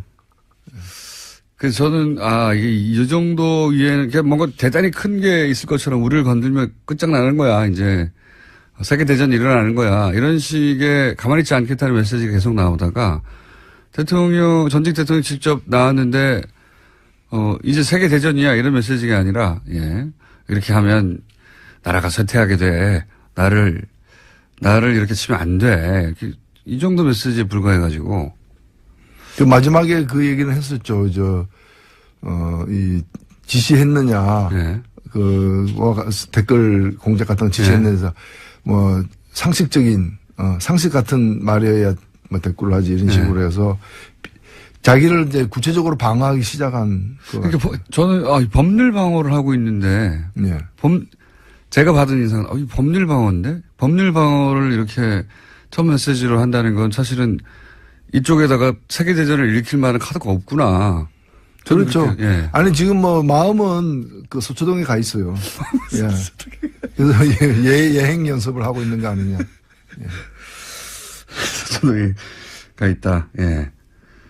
실제 포토라인에 설 거라고 보십니까? 일단은 지금 이제 크게 두 가지인데 뭐 그 뒤 더 많은 것들이 앞으로 나올 가능성이 물론 있습니다만 현재까지 제기되는 의혹은 이제 국정원 의혹이 있고 국방부 의혹이 있는데 예. 국정원 의혹은 사실은 원세훈 전 국정원장에 의해서 철저하게 부인되고 있어요. 예. 그래서 이제 그 많은 어떤 그 의혹이 있지만 예. 그 이제 당연히 보고됐을 것이다. 예. 또는 지시까지 받았을 수도 있다. 근데 이제 직접적이고 구체적인 당사자의 진술이 없기 때문에 멈춰 있는 반면에 국방부 의혹, 사이버 사령부 의혹 같은 경우에는 이제 지시를 받았고 보고를 했다라고 얘기하고 심지어는 우리 사람으로 뽑아라. 예. 그 심리 전단 이제 댓글 부대원들이죠. 그걸 그걸 지시하면서 느리라라고 지시하면서 어떤 사람으로부터 충원할 것인가까지도 이제 지시를 했다는 거 아닙니까? 국방부 장관, 그러니까 사이버 사령부하고 국정원에서 각각 댓글 공장이 있었는데 국정원 쪽 댓글 공장은 원세훈 전 원장이 입을 열어야 되는데 거기는 그렇죠. 입을 안 열고 있고 예. 이쪽은 이제 김관진 입을 열기 시작했죠. 입을 연 거죠. 예. 그러면 이제 그 구체적 진술이 있었던 겁니다. 그러면 거기에 대해서 어쨌든 내가 진술을 그렇게 지시한 거다라고 시인하든가 예. 아니면 내가 지시한 말의 뜻은 딴 내용이었다라고 예. 이렇게 발뺌하거나 어쨌든 진술을 할 필요가 생긴 거죠. 그렇죠. 그래서 그 진술을 갖다가 서면으로 받느냐 출두시켜서 받느냐 예. 아니면은 이제 그 출장 나가서 받느냐에 예. 따라 이제 방법론만 남아있을 뿐. 그 남아있을 뿐 진술 받는 거는 불가피하다. 현재까지는. 네, 그래야 이 이제 수사가 매듭이 지어지다 그 다음 페이지로 넘어갈 수 있다라는 거죠. 그렇죠. 예, 당사자니까. 요 댓글 공자 사안은 그렇고요. 지금 한참 많은 사람들이 궁금해하는 다스는 누구 겁니까? 네. 요것도 수사가 되어서 어느 순간 포토라인에 쓸 가능성이 있지 않습니까? 그렇습니다. 예. 일단은 수사는 그 수사 진척 정도를 우리가 뭐 알 수 없고 맞습니다. 알 수 없긴 합니다만은 지난 국정감사에서 서울중앙지검장이라거나 또는 검찰총장이라거나 법무부 장관이 한 발언에 따르면은 예. 이것을 수사 못할 이유가 없다라는 예. 거고 그 뭐 문제가 이미 발견되면 해야 한다. 예. 해야 된다는 거죠. 그래서 이미 게시되었는지 안 됐는지도 확인이 지금 안 되고 있는 상황이죠. 그러니까요. 예. 그거는 댓글 공작보다는 좀 은밀히 진행되고 있는 것 같긴 합니다. 검찰 내에서. 그렇죠. 사건이 성립되는지 따져보고 있는 거 네. 수준인 것 같고. 그럼 내년쯤 돼야 이거는 윤곽이 좀 나오겠네요. 계속되는 상황이죠. 예. 네. 제가 볼 때는 예. 요즘 또 한 갈래로 자원 얘기도 그 중간중간 나오지 않습니까? 네. 볼레로 광산 얘기도 오늘 나왔던데. 이 자원 얘기 쪽은 어떻게 보십니까? 예, 뭐 이미 저쪽에서는 이건 정책적 결단으로 이루어진 사업 중에는 성공한 것도 있고 실패한 것도 있는데 그걸 다 그러니까요. 형사처벌의 대상으로 삼으면 되느냐. 예, 기본 그리고 논리가 문제가 그겁니다. 많았다는 거죠. 예. 특히 근데 자원외교 같은 경우에도 상식적으로 정책적 판단의 미스로 벌어진 것인지 예. 아니면 말도 안 되는 이제 그냥 뭐 직무유기에 가까운 그러한 예. 일탈 행위로 인해 가지고 빚어진 참사인지는 혹은 사기인지요. 예, 그렇죠. 그것도 하나 따져주십시오. 그렇죠. 예. 그리고 뭐 사실은 뭐 우리가 그런 예가 많았습니다만은 이미 예정된 사기 있죠. 예. 이제 그 과정을 통해서 뭔가 옆으로 빼돌리는 그걸 예정하고 이제 진행하는 일도 과거에 보면은 그런 대형 비리로서 있었기 때문에 이 자원외교와 관련해서 철저한 어떤 이 좀 조사가 필요하다고 봅니다. 근데 자원외교가 국내에 있었던 비리 사건하고는 다르게 해외에서 벌어졌다 보니까 돈을 추적하기도 어렵고 굉장히 수사가 어려워요. 그래서 다 왜 해외에서 했는지 모르겠는데 이게 과연 밝혀질까요? 쉬운 일은 아니죠. 굉장히 어려운 일입니다. 지금도 뭐 해외 계좌설은 뭐 끊임없이 지금 나옵니다만은 구체적인 물증을 잡기가 만만치는 않은 것 대목이죠. 자원외교야말로 사실 단위가 국내에 있는 뭐 사건들 몇백억, 뭐 천억 이런 거하고 차원이 다르지 않습니까? 조 단위로 보통 이루어졌기 때문에. 그 다음 정권하고 비교가 많이 되는 대목이죠. 박근혜 정부는 워낙에 뭘 안 했기 때문에 뭐 미용 시술이나 이런 거 소소한 거 말고는 한 게 별로 없기 때문에 크게 한 게 K스포츠 미르재단 이런 정도였던 거죠. 그러니까 그 여러 가지로 이제 법을 어긴 거에는 문제지만 규모는 그렇게 크지 않은 반면에 민간인이 딱 껴서 잡힌 거죠. 그 전 정부는 굉장히 큰 걸 많이 했죠. 시스템적으로 했습니다. 이게 훨씬 더 많은 세금이 날아가고 지금까지도 피해를 입히고 있는 건데 이거를 해결하기가 정말 어려워요. 네, 뭐 길고 짧은 건 대봐야 알죠. 뭐 지금까지 잘 감춰왔다 해서 앞으로 안 드러나라는 부분은 없는 거니까요. 자, 자원외교가 정말 어렵습니다. 내용도 어렵고 해외에서도 벌어졌고 검증하기도 어렵고 이거는 정책에 불과했다. 정책적 실패 이렇게 해버리면 그렇게 방어해 왔습니다. 지금까지. 네. 7, 8년간 그렇게 방어해 왔는데 문재인 대통령 최근에 이제 해외 순방은 종합적으로 어떻게 평가하십니까? 예, 일단 뭐 무난하게 취임 6개월 만에 굉장히 외교적으로 이제 힘들고 어려운 맞습니다. 그리고 대단히 복잡하고 대단히 이제 좀 불안정한 고차원 방정식을 물려받았죠 사실. 근데 일단은 뭐 대미 관계나 대중 관계를 중심으로 해가지고 초기 좀 이 뭐 진화가 된 건 아닌가. 봉합 수준이 된 것 같아요. 예, 그래서 상당히 저는 뭐 다행스러운 결과다 이렇게 생각됩니다. 신남방 정책 이건 뭡니까? 어떻게 보십니까? 예, 신남방 정책은 지금 제가 볼 때는 미국은 기본적으로 중국을 갖다 가상의 어떤 적으로 삼고 있는 것이고 이 중국에 대응하는 이 전략 중에서 이제 아시아 지역에서 특히 남방아시아 지역에서 중국과 국경을 맞대고 있는 나라들 중에 중국과 갈등을 빚고 있는 나라 여러 나라들이 있는 거거든요. 그래서 중국을 포위한다는 거 아닙니까? 예, 그래서 그 나라들과의 어떤 관계 개선 내지 어떤 그런 또는 이제 영토 분쟁에 이제 미국이 직접 사실은 굉장히 직접적으로 개입을 하고 있지 않습니까? 미국의 어떤 그 전략 자산들이 출몰 한다거나 해가지고 그래서 그런 유대 관계를 맺는 일인데 저는 이 한미동맹하고도 관계없는 일이에요. 왜냐하면 한미동맹이란 거는 북한을 가상의 적으로 해서 북한이 쳐들어올 때 같이 대응한다는 개념인데 그래서 우리가 이라크 가거나 이런 거는 한미동맹하고 관계없는 거거든요. 그럼 미국이 다른 지역에서 벌이는 전쟁에 우리가 자동 개입할 수 없게 돼 있기 때문에 그래서 근데 이 문제는 이 남방정책에는 묘하게도 미국과 일본이 군사적인 어떤 유착 관계를 통해 가지고 이 남방정책을 같이 펴고 있어요. 근데 여기에다가 인도까지 그렇죠. 센카쿠 일도 같은 것만 하더라도 중국과 일본의 영토 분쟁이잖아요. 그럼 그게 우리가 가면 일본하고 같은 편에 쓸 것인가? 그 말이 안 되는 얘기죠. 우리는 개입할 수가 없고 개입할 필요도 없는 건데. 문재인 정부가 이 제안에 대해서 일단 유보의 자세를 취한 거는 굉장히 잘했다고 봅니다.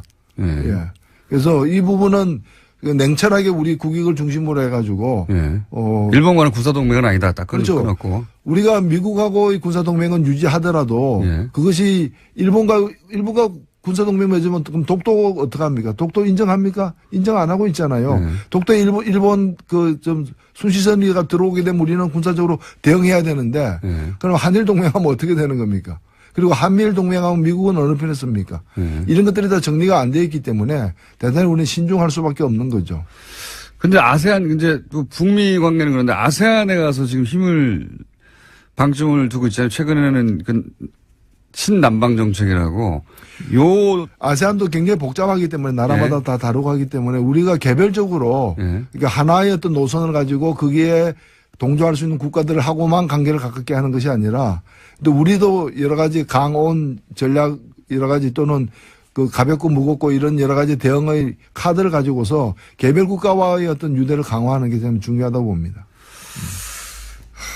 이 아세안하고는 우리가 워낙 그 사실은 멀리 느껴가지고 사실 아시아에 있는데도 불구하고 미국보다 훨씬 가깝잖아요. 그 나라들 전부 다. 근데 그 심리적 거리감은 미국보다 훨씬 멀어요. 주로 여기까지 우리 외교가 미국을 통한 외교였고 예. 그리고 모든 세계 현지에서 북한하고 위에 서는 게 우리 외교의 어떤 가장 큰 목표였는데 이미 그런 목표는 다 달성이 됐기 때문에 예. 이제는 국가 이익을 중심으로 해가지고 아세안 국가 같은 경우에도 적극적으로 우리와 경제 교류를 하거나 협력을 할 수 있는 베트남이나 인도네시아나 이런 나라와의 관계를 갖다가 강화하는 인도 같은 나라들하고 예. 실제로 그 나라들의 우리 시장도 굉장히 많이 열려 있고요. 또 문화적으로도 보면 한류 이런 것들의 그 파급도 굉장히 크기 때문에 그런 나라의 관계를 갖다가 돈독하게 하는 식으로 해서 우리 나름대로의 우리가 주체가 된 그런 남방 아시안 외교를 해야 된다고 저는 봅니다. 시간이 다 됐는데 한 가지만 여쭤보고 예. 마무리할게요. 전병헌 수석은 어떻게 될 거라고 보십니까? 예, 저는 어제도 국회 운영위원회에 오셨더라고요. 그래서 예. 만났는데 본인은 굉장히 당당하고 예. 전면 부인하고 있는데. 예. 그래서 무엇이 사실인지 좀 지켜봐야 될 것 같고 참 세상이 많이 달라졌다. 이게 대통령 지금그래서 모시는 정무수석인데 정권 초기에 그것도. 정권 초기에 예. 이 피의 사실이 지금 막 공표되고 있거든요. 이런 검찰에 정말 의해서. 없었어요. 예. 예. 과거 정권에서 보기 힘든 예. 장면이다 봅니다. 한편으로는 굉장히 긍정적인 그렇게 해석하면. 네. 그러니까 청와대하고 조율을 안 했다는 거거든요. 예. 전혀 조율이 안 된 거죠. 청와대에서 불만이 많다고 수석 정도 수사하려면 최소한 통지는 해줘야 될 거 아니냐고. 예. 근데 어떻게 합니까? 검찰을 그렇게 통제하지 않겠다고 선언했는데요. 예. 우병우도 없고. 전병헌 수석이 이런 건 있는 것 같습니다. 본인이 스스로는 무죄라고 하는데 그걸 입증하기도 쉽지 않고 유죄를 입증하는 것도 만만치 않고 저는 그럴 거라고 봅니다. 이 사안은. 예. 이 문제는 이런 거는 유죄가 입증돼야지 무죄가 입증되는 건 아닙니다. 그렇죠. 이거 문제 제기하는 쪽에서 이걸 갖다가 죄가 있다는 입증을 걸 해야 해내야 되는 되죠. 거죠. 근데 방어하기도 만만치 않은 사안이라고 저는 봅니다. 예. 자, 벌써 시간이 한참 지났네요. 예. 저희는 겸손하고 침묵을 지키는 방송입니다. 방운 침묵. 예, 이 오클랜드에서 보내왔네요. 아, 오클랜드에서 예. 청취자 한 분이 직접 그림을 그려가지고 뉴스 공장에 보내온 예. 커리커처인데 이게 굉장히 잘 그린 것 같아요. 얼굴이 제가 한 3분의 1밖에 안 되네. 예리하기 짝이 없는 그림입니다. 저희가 페이스북에 올리겠습니다. 지금까지 정의당 노회찬 원내대표였습니다. 감사합니다. 네, 감사합니다. 큰 매체는 아니잖아요. 그렇습니다. 그래서 그렇게 널리 퍼져나가지 않았던 뉴스였는데 네네. 뉴스공장에 나오신 다음에 전화 좀 받으셨을 것 같은데. 꽤 많이 받았습니다. 네, 여기저기 더 출연해달라는 제안도 많이 왔었는데요. 그거 말고 협박 같은 네. 건 없어요. 너 죽을래? 이런 거. 실질적으로 회사에 들어오는 게 있었죠. 네, 그렇군요. 불이익 같은 게 있었죠. 네. 여러 가지. 네. 네. 네. 고소당하고 싶냐? 서초동 자주 드나들고 싶어? 이런 이야기에 가까운 그런 일이 있었을 거라고 봐요. 예. 그런데 거기서 그치지 않고 이제 한 방을 더 하시려고 나오셨어요. 예. 오늘은 어떤 이야기입니까?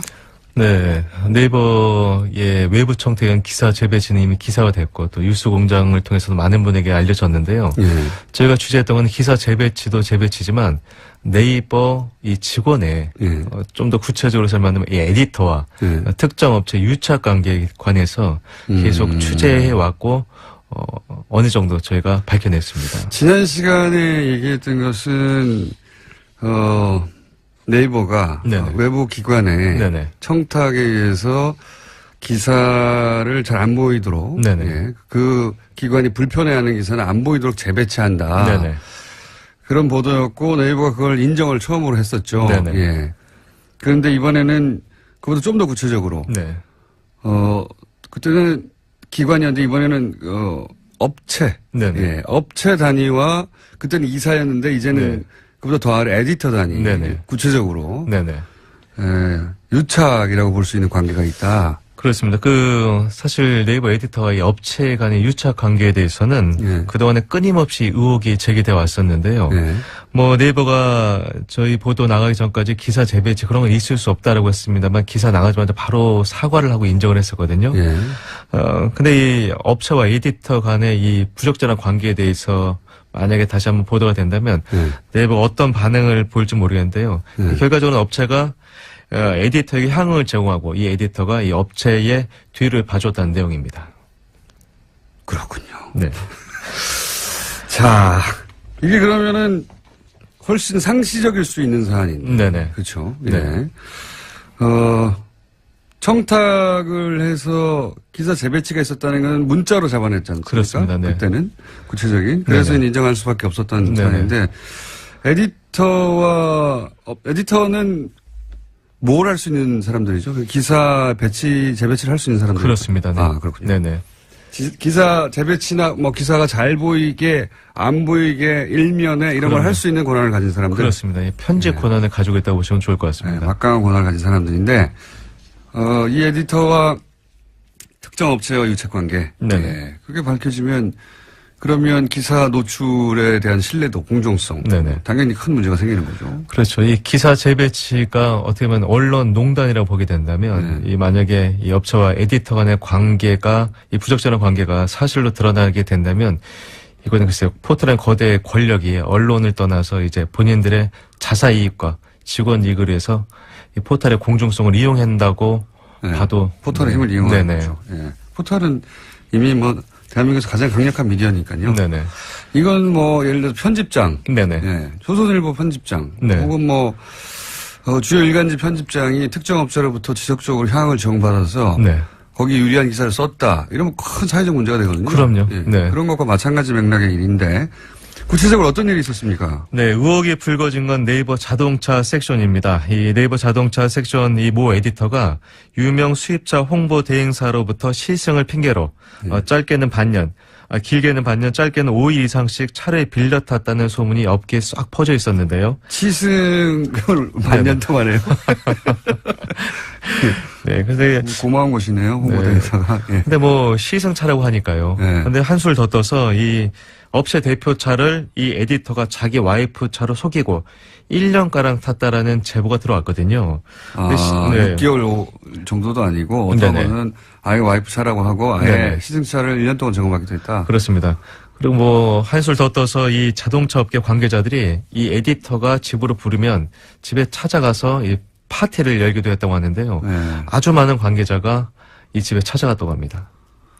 막강한 힘이네요. 예. 그러니까 그러니까 업체 한 곳이 아니라 여러 업체들이. 네네. 예. 그러면서 그 업체들이 자신들의 차량을 이렇게 시승차라는 명목으로 뭐 짧게는 며칠, 길게는 6개월 혹은 1년도 제공하고. 네네. 아주 좋네요. 너무 친해서 그런 거 아니에요, 그냥?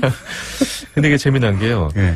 이게 만약에 이 사람이 기자라고 한다면, 현직 기자라고 한다면 시승을 할 수 있겠죠. 예. 시승일을 써야 되니까. 예. 근데 이 네이버 자동차 에디터 이 모 씨는 네이버 입사 전까지는 자동차 전문 기자였습니다만 네이버 입사 이후로는 그렇진 않거든요. 네이버 직원이잖아요. 직접 시승기를 쓴 적은 한 번도 없다. 네, 근데 본인이 저희가 찾아가서 물어봤죠. 네. 이 시승차를 이렇게 오랫동안 타고 또 네이버 에디터 굳이 그 특정 업체 시승차를 탈 필요가 있느냐.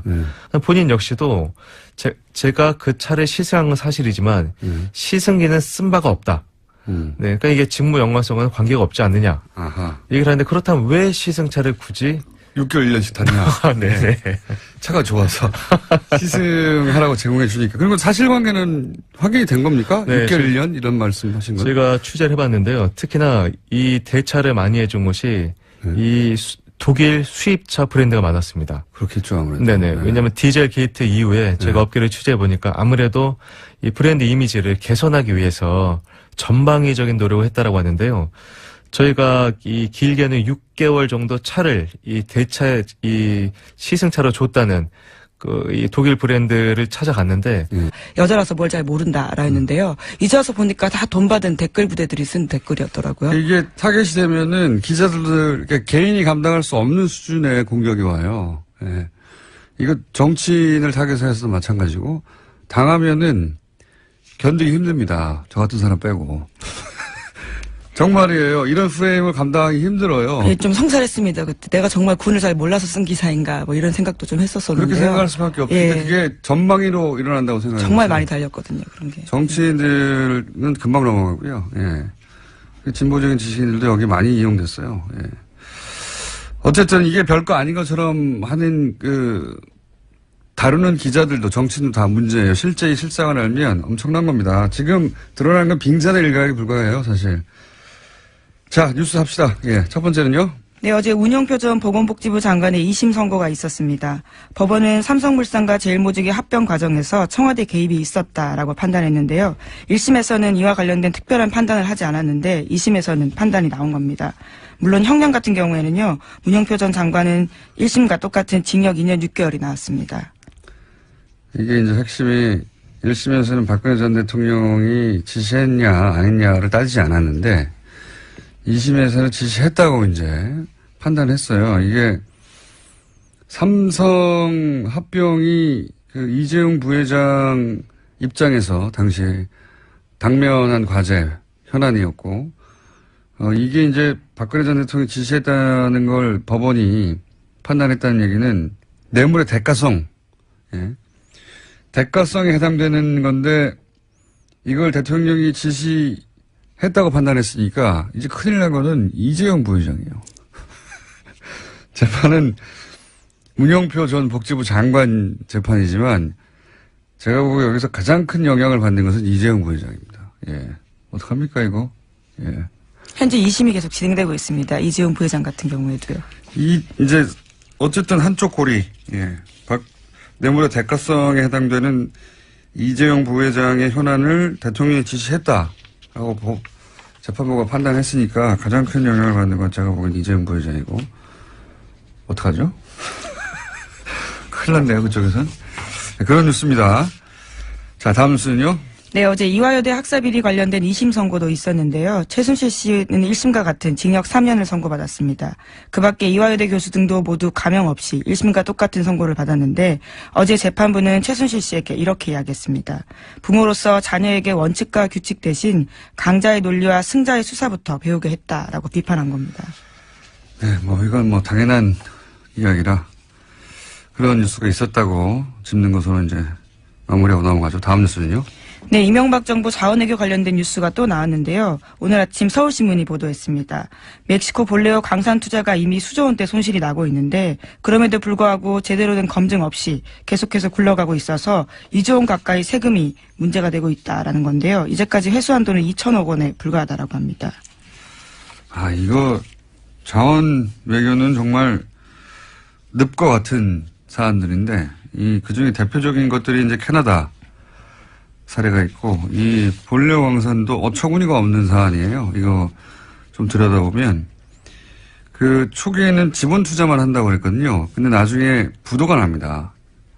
지분 투자를 했는데 광산이 부도가 나요. 부도가 나는데 부도가 난 걸 숨깁니다. 숨기고 나서 거꾸로 어떻게 대응하냐면 그때 손 털고 나왔어야 되는 건데 아예 사업 운영권을 인수한다고 해요. 예. 지분만 참여했다가 나중에는 인수한다고 하는데 그 중간에 부도를 맞이합니다. 예. 그 대목부터 처음부터 이상했지만 여기서부터는 엄청난 돈이 들어가요. 처음에는 지분 투자했다가 나중에 사업권을 운영권을 인수하면서 그리고 이게 미국의 은행이 회계가 불분명하다고 손 털고 나가는 사업이었거든요. 거기를 들어가는 거예요. 게다가 초기에 몇 불이었죠? 많습니다. 하여튼 엄청난 액수가 크니까 엄청난 액수 초기 특히 9천억 불인가요? 예. 그때 들어가는 돈들은요. 이 돈이 광산에 들어갔는지 아닌지 확인할 수가 없어요. 왜 확인할 수가 없냐면 부도가 났잖아요. 그러니까 이 회계가 불투명하고 실제 이 볼레오 현장 회계팀에서 이 돈이 들어왔는지 안 들어왔는지 자료가 없어요. 감사도 할 수 없어요. 이 돈이 제대로 쓰여졌는지 안 쓰여졌는지. 근데 여기다 2조를 더한다는 거 아닙니까? 왜냐하면 우리가 물려있거든요, 여기에. 네, 지금 그런 상황이어서요. 현재 의원 입법을 통해서 광물공사 자본금을 2조에서 4조 원으로 늘리는 안까지 국회에 제출된 상태라고 합니다. 왜냐하면 안 그러면 공사. 예. 공사라는 건 국가가 보증하는 거 아닙니까? 공사가 망하게 생겼거든요. 공사가 망하게 생겼으니까 자본금을 늘려줘야 돼가지고. 왜냐면, 이거 하다하다. 이거 따로 한번 해야 되겠네요, 본령. 예. 이거는 수많은 사람이 잡혀 들어가야 되는 사건이에요, 이거. 정말. 광물공사가 이제, 광물공사. 나라가 망하지 않았는데 공사가 망하게 생겼어요. 그런 상황에 처해 있습니다. 네. 이 사업 자체가 이 거대한 사기가 아닌 한 이런 일이 벌어질 수는 없는, 누구랑 하죠? 저희 한번, 요산을 집중적으로 팔 만한, 전문가를 모시고 이게 얼마나 어처구니 없는지 한번 따져보기로 하겠습니다. 이건 뭐, 저는 사기라고 봅니다, 그냥. 사기가 아니라 이런 일이 벌어질 수 있나 싶은 어처구니 없는 일들이 많이 벌어졌어요. 예. 이 본래 여권은 저희가 따로 특별히 시간을 빼서 시간을 진행하겠다고, 분호를 진행하겠다고 예고하고 다음으로 넘어가죠. 네, 이명박 전 대통령의 측근인 임태희 전 대통령 비서실장이 있는데요. 당시 국정원의 연예인 블랙리스트를 직접 보고받았다라는 오늘 아침 경향신문 보도가 있습니다. 해당 문건이 나온 건데요. 2011년 7월 무렵에 국정원이 작성한 등록금 집회 참가 연예인 신원사항 등과 같은 내용들이 있습니다. 여기에는 김여진 씨, 김규리 씨, 김미아 씨, 신해철 씨, 윤도현 씨와 같은 사람들의 이름이 쓰여 있는데요. 이와 같은 보고를 직접적으로 임태희 전 비서실장이 받았다라는 겁니다. 이게 참, 이명박 박근혜 정권 하에서는 재밌는 것이, 재밌다기보다는 화가 나는 것이, 이런 문건을 밑에서 작성했다고 칩시다. 예. 그걸 대통령 비서실장이 보고, 대통령 바로 옆에 청와대에서 대통령을 보좌하는 핵심 아닙니까? 대통령 비서실장이 연예인 블랙리스트 보고를 받고 있었다는 거예요. 네, 심지어 사정당국 관계자 말에 따르면요. 연예인 사찰 문건을 비롯한 일부 문건 같은 경우에는 수석실 거치지 않고 비서실장에게 바로 보고가 올라갔다라고 합니다. 여기에 김규리 씨, 거죠. 김미화 씨, 윤도현 씨 이런 사람들 블랙리스트 올려서 어떻게 하겠습니다. 이런 걸 청와대에서 보고받고 있다는 거 아니에요. 심지어 청와대에서 먼저 요청이 오면 국정원이 작성해서 보고가 이뤄진 경우도 있다라고 합니다. 진짜 한심하지 않습니까? 연예인 사찰해가지고 대통령을 보고 안 받았나 모르겠습니다. 예. 대통령 비서실장 이런 거 보고받고 이 사람 빼, 이 사람 너 잘하고 있어 이런 얘기 하고 있었다는 거 아니에요. 예. 윤도현 씨 빼, 이런 거 하고 있었다는 건 정말 한심하게 짝이 없습니다. 자, 다음은요. 네, 또 관련된 뉴스가 하나 더 있는데요. 이명박 정부 당시 국정원이 2010년 5월 달에 MBC가 준비하던 노무현 전 대통령 서거 1주기 특집 방송에 불방 압력을 가한 정황도 확인됐다라고 경향신문이 보도했습니다. 관련해서 김재철 사장은 선거법을 운운하면서요. 국정원 이야기를 듣고 불방 압력을 넣었는데요. 결과적으로 방송은 나갔습니다. 이걸 국정원은 어떻게 할까요? 예. PD가 특정 프로그램에서 어떤 방송을 준비하고 있다. 국정원이 미리 알았으니까, 예. 연락했을 거 아닙니까? 사장한테. 국정원이 이제 이런 시사방송 하는 PD들도 평소에 사찰하고 있지 않고서야 이런 아이템을 알 수가 없죠. 예. 그 사찰, 연예인들 사찰해가 대통령 비서실장한테 보고하는데, 예. 웬만한 주요 프로그램, 시사적인 프로그램 특히, PD들이 뭘 하는지, 사찰은 당연히 했을 거라고 하는 정황이 여기서도 나오네요. 예. 자, 다음은요. 네, 바레인 방문 중인 이명박 전 대통령이요. 어제 페이스북에 자신의 이야기를 좀 올렸습니다. 강연 전문을 올린 건데요. 그 내용들이 좀 눈길을 끕니다. 자신의 어머니가 어려서부터 자기에게 열심히 일해야 한다. 정직하고 성실하게 살아야 한다면서 그러면 하나님께서 기회를 주실 것이다. 라고 해서 그렇게 말씀하셨다라는 내용을 썼습니다. 어머님이 아들이 정직하지 않을까 봐 걱정이 많으셨나 봅니다. 이런 말씀을 많이 하셨다니까. 훌륭한 어머님이시네요. 네, 이명박 전 대통령 같은 경우에는 가훈이 정직이라고도 알려져 있어서요. 어머님 걱정이 많으셨던 거예요. 예. 어머님은 훌륭하셨던 분인 것 같습니다. 네. 미리 아셨던 것 같아요. 자, 시간이 1분 정도 남았다. 네. 저희 PD가 예. 제스처를 하네요. 네, 무엇을 먼저 하면 좋을까요? 제목만 읽고 축축 지나가죠. 예. 네, 국민의당과 바른정당 간의 이른바 중도통합 움직임이 속도를 내고 있습니다. 그래서 어제 안철수, 유승민 두 대표가 비공개로 통합 방식과 형태를 논의하면서 만났습니다. 네, 속도 안 납니다. 자, 다음은요. 네, 도널드 트럼프 미국 대통령이 진짜 미치광이인지 북한이 미국의 한반도 전문가들에게 물어봤다고 미국의 정치 전문 매체 폴리티코가 보도했습니다. 여기서 미치광이는 not이라는 영어 단어인데요. 이렇게 해석했습니다. 예, 꼭 미치광이라는 뜻은 아니지만, 예. 이거 사실 미국 사회에서 주요한 질문입니다. 최근에 부상하고 있는 미국의 정신과 전문의들이 한 27명 모여가지고 똑같은 얘기를 하고 그걸 책으로 내고 그래서 뭐 베스트셀러도 되고 최근 미 의회에서도 대통령의 핵 권한, 전쟁 개시 권한을 축소해야 된다, 제한해야 된다 진행하고 있거든요. 그러니까 결국은 트럼프 대통령의 지금 정신 건강이 전 세계를 멸망시킬 수도 있는 핵무기 버튼을 막힐 만큼 안정적인가? 이 질문을 정치권에서도 미국 정신의학에서 하고 있어요. 네, 네. 뉴스 공장을 다 들었는지 이 사람들이. 외교 테이블에서도 굉장히 중요하게 다뤄진다는 건데요. 북한 쪽에서는 트럼프 대통령이 미치광이인지 아니면 단순히 신용하는 것인지 알고 싶어 한다라는 겁니다. 북한만 궁금한 게 아니라 전 세계에 궁금하고 특히 미국 정치권과 정신의학계에서 이 질문을 계속하고 있습니다. 최근에. 그래서 뉴욕타임즈 베스트셀러도 됐어요. 예. 이 책 한번 소개해야 되겠네요. 자세히. 예. 자, 그런 이야기들 오가고 있습니다. 오늘 여기까지 하겠습니다. 시사인의 김은지였습니다. 감사합니다.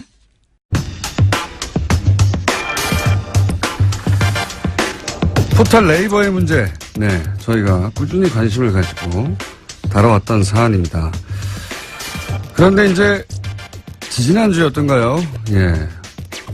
이 문제를 오랫동안 이야기하셨던 그리고 기사로 쓰셔서 네이버에서 처음으로 기사 재배치가 있었다. 외부 청탁에 의한 인정하게 만드셨던 분이죠. 저희 방송에서 나오셨던 박동희 엠스플 뉴스 대표 기자. 오늘 다시 한번 스튜디오에 나오셨습니다. 안녕하십니까. 네, 안녕하세요. 예. 지난번에 나오셔가지고 이제 외부 청탁에 의해서 네이버 기사 재배치가 있었다는 이야기. 네네. 물론 지면으로는 쓰셨지만 네네. 예, 엠스풀 이라고 하는 엠스풀 뉴스가 안녕하세요, 김호준입니다. 술렁이는 국정원 직원들 어제자 중앙일보 기사 제목입니다.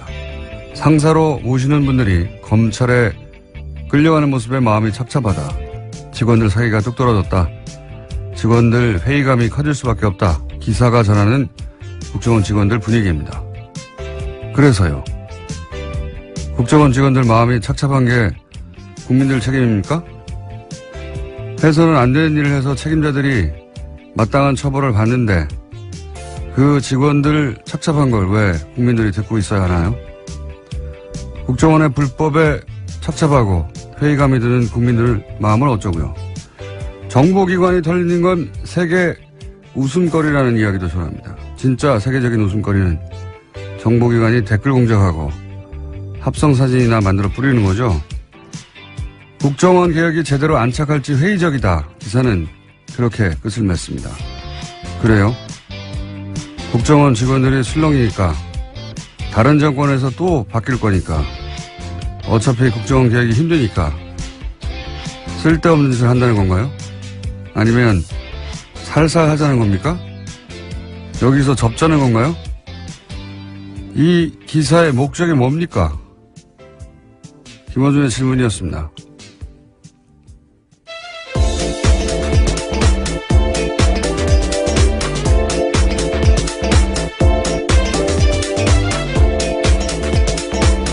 시사인의 김은지입니다.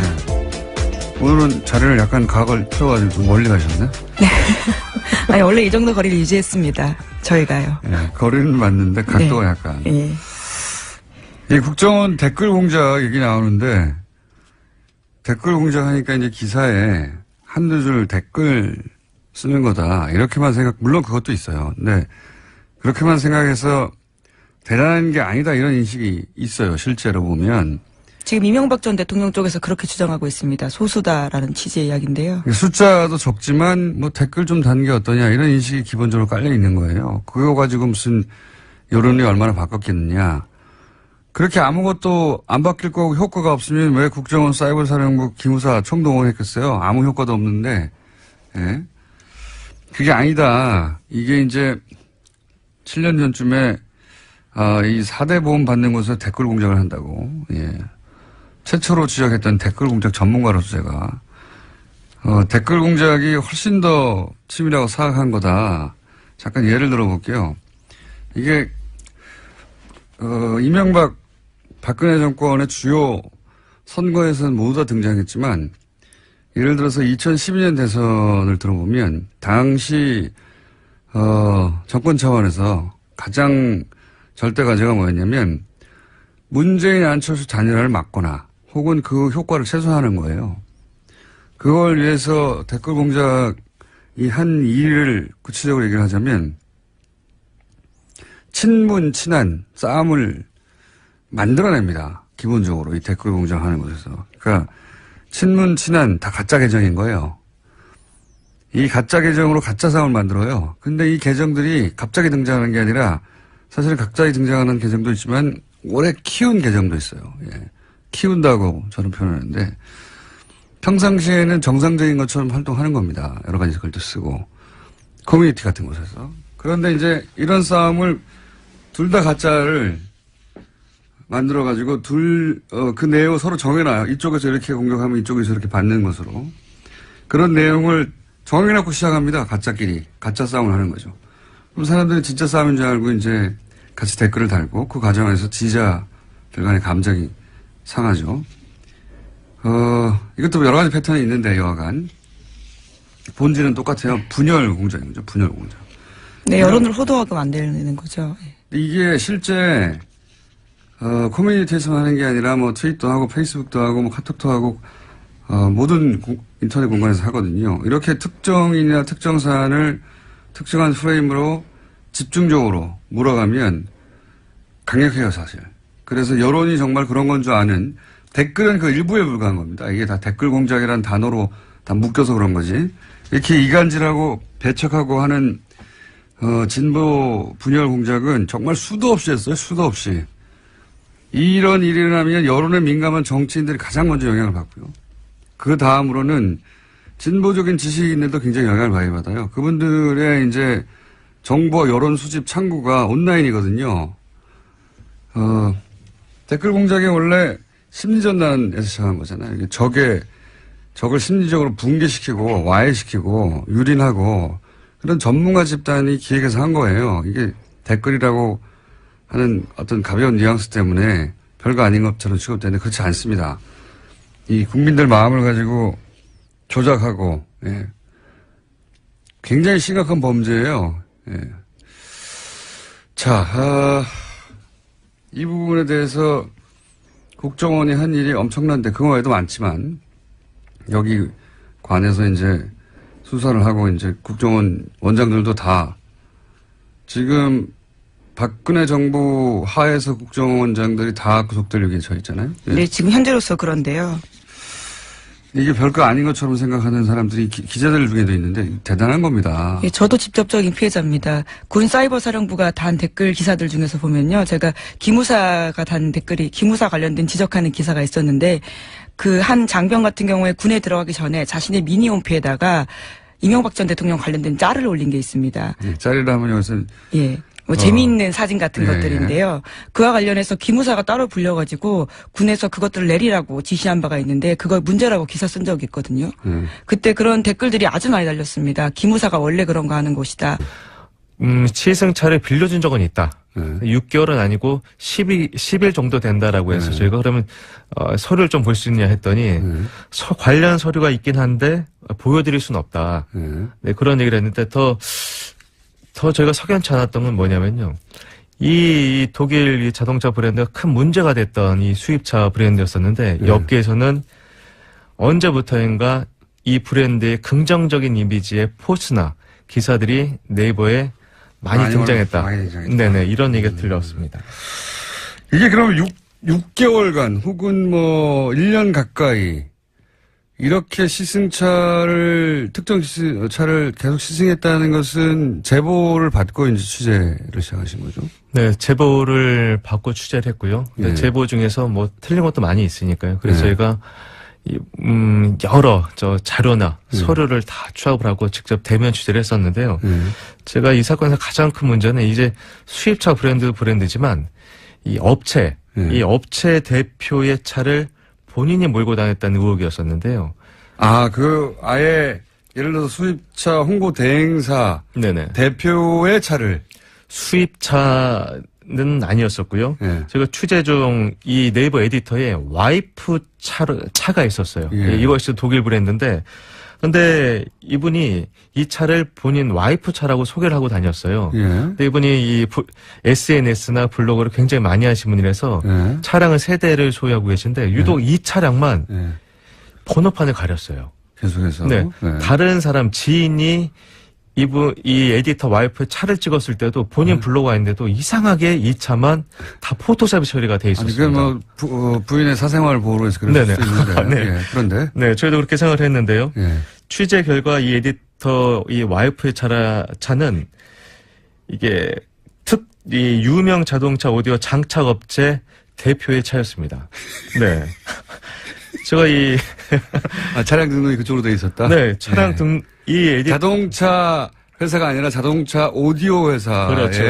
네. 그 회사의 대표 예. 명의로 돼 있던 네. 차다. 대표의 차였었는데 이게 참 재미난 게 뭐였었냐면요. 이 네이버 에디터 문제 차를 물기 시작한 게 지난해 9월이었습니다. 예. 많은 자료에도 나와 있는데요. 하지만 이 에디터로 차 명의가 이전된 건 올 8월입니다. 예. 거의 1년 동안 예. 이 유명 자동차 오디오 장착 업체 대표의 차를 몰고 다녔던 겁니다. 거의 1년 동안. 네네. 부인이. 그렇죠. 예. 네. 번호판을 가리면서. 네네. 예.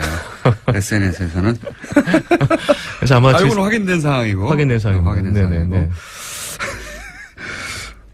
그러니까 자동차뿐만 아니라 자동차 관련한 업체들. 네네. 로부터, 이런 특혜, 혹은 뭐, 서비스라고 해야 되나요? 예, 이런 걸 제공받았을 개연성이 상당하네요. 예. 네. 예. 그래서 저희가 이 두 분의 6개월은 확인된 건 아니죠, 아직은. 6개월은 아직까지 확인된 건 아닙니다만 예. 이 차 유명 이 자동차 오디오 장착 업체 대표의 차를 1년간. 1년간 몰고 다닌 사실을 확인을 했습니다. 그거는 확인이 됐다. 네네. 예. 혹시 에디터에게 네네. 부인의 차량이 이런 상황인 것은 알고 있었냐고 물어보셨어요? 네, 물어봤습니다. 그랬더니 뭐라고 합니까? 후배 차를 이 중고차로 네. 샀다라고만 얘기하고 그 이후로는 연락을 끊었는데요. 네, 후배차를, 그러니까 오디오 업체 사장이 후배일 수도 있다는 얘기네요? 뭐 두 분의 사이가 네. 친했던 걸로는 보입니다만은 네. 친했던 걸로 보입니다만 어쨌거나 이 차, 샀는데 명의는 1년 동안 변경하지 않았다. 그거는 설득력이 좀 떨어지지 않을까요? 예. 근데 이 유명 이 자동차 오디오 업체 대표의 얘기는 예. 이건 내 차가 아니다. 나도 시승만 했을 뿐이다. 전혀 모른다. 네, 이런 답변을 들려줬습니다. 네. 그분 말이 사실이라면, 누구 네. 말이 맞는지 모르겠지만, 네. 오디오 업체 사장님의 말이 맞다면 본인 명의로 샀지만 사실은 차량을 시승만 하고 제공했다. 네네. 이렇게 볼 정황이네요. 근데 이게 이 김영란법 이후로 네. 이 자동차 매체 기자들도 48시간 이상 시승차를 탈 수 없거든요. 음. 네. 그런데 물론 네이버가 언론사가 아니어서 김영란법에 해당은 되지 않습니다만 아무리 그래도 1년여간에 네. 이걸 시승기를 탔다 보면은 이거는 좀 말이 안 설득력이 되죠. 떨어지지 않을까 네, 싶습니다. 말이 안 됩니다. 네네. 그런 구체적인 상황이 좀 나왔군요. 예. 근데 지금은, 자동차 관련 섹션만 얘기하고 있습니다만, 네네. 구체적으로 잡힌 게 그거라서. 다른 분야도 이런 의구심을 가져볼 만한데요. 네네. 예, 그 다른 분야 얘기하기 전에 그러면 대가성이 있느냐? 네네. 보통 이제 정치권에서 나오는 얘기인데 그런 얘기를 할 때 그런 업체나 혹은 그런 브랜드의 자동차들이 네이버에서 긍정적으로 혹은 자주 네네. 노출되었다는 게 확인돼야 되잖아요. 그렇습니다. 그것도 입증하기는 쉽지 않습니다. 예. 그렇습니다. 이 업체 대표가 뭐 차를 그냥 줬을 리는 없을 거고요. 예. 네. 대가가 있지 않았을까 한번 확인을 해봤습니다. 예. 저희가 취재하는 과정에 이 업체 대표가 이 포스트라는 걸 작성합니다. 이 포스트가 뭐냐면 페이스북이랑 비슷하다고 보시면 되는데요. 페이스북과 비슷한. 네네. 그 페이스북과 블로그가 좀 합쳤다라고 볼 수가 있는데 네이버가 네이버만의 서비스인가 보죠? 그렇습니다. 네. 네. 근데 이 업체 대표가 작성한 포스트를 네이버 자동차 섹션에 올리게 되면 사람들이 많이 볼 수 있는 곳에 이 에디터가 배치했다라는 의혹을 지금 받고 있는데요. 이 두 분 사이가 뭐 친했다 손 쳐도 네. 이 그건 또 상관없는 얘기죠. 그렇죠. 차에 네네. 이 네이버 에디터가 이 특정 업체 차 대표차를 몰고 다니기 시작한 시점부터 이 업체 대표의 이 포스트가 이 네이버 자동차 주요 부분에 더 자주 배치된 것만은 제가 확인을 하였습니다. 네. 캡처도 자주 하셔야 되겠는데. 민원연과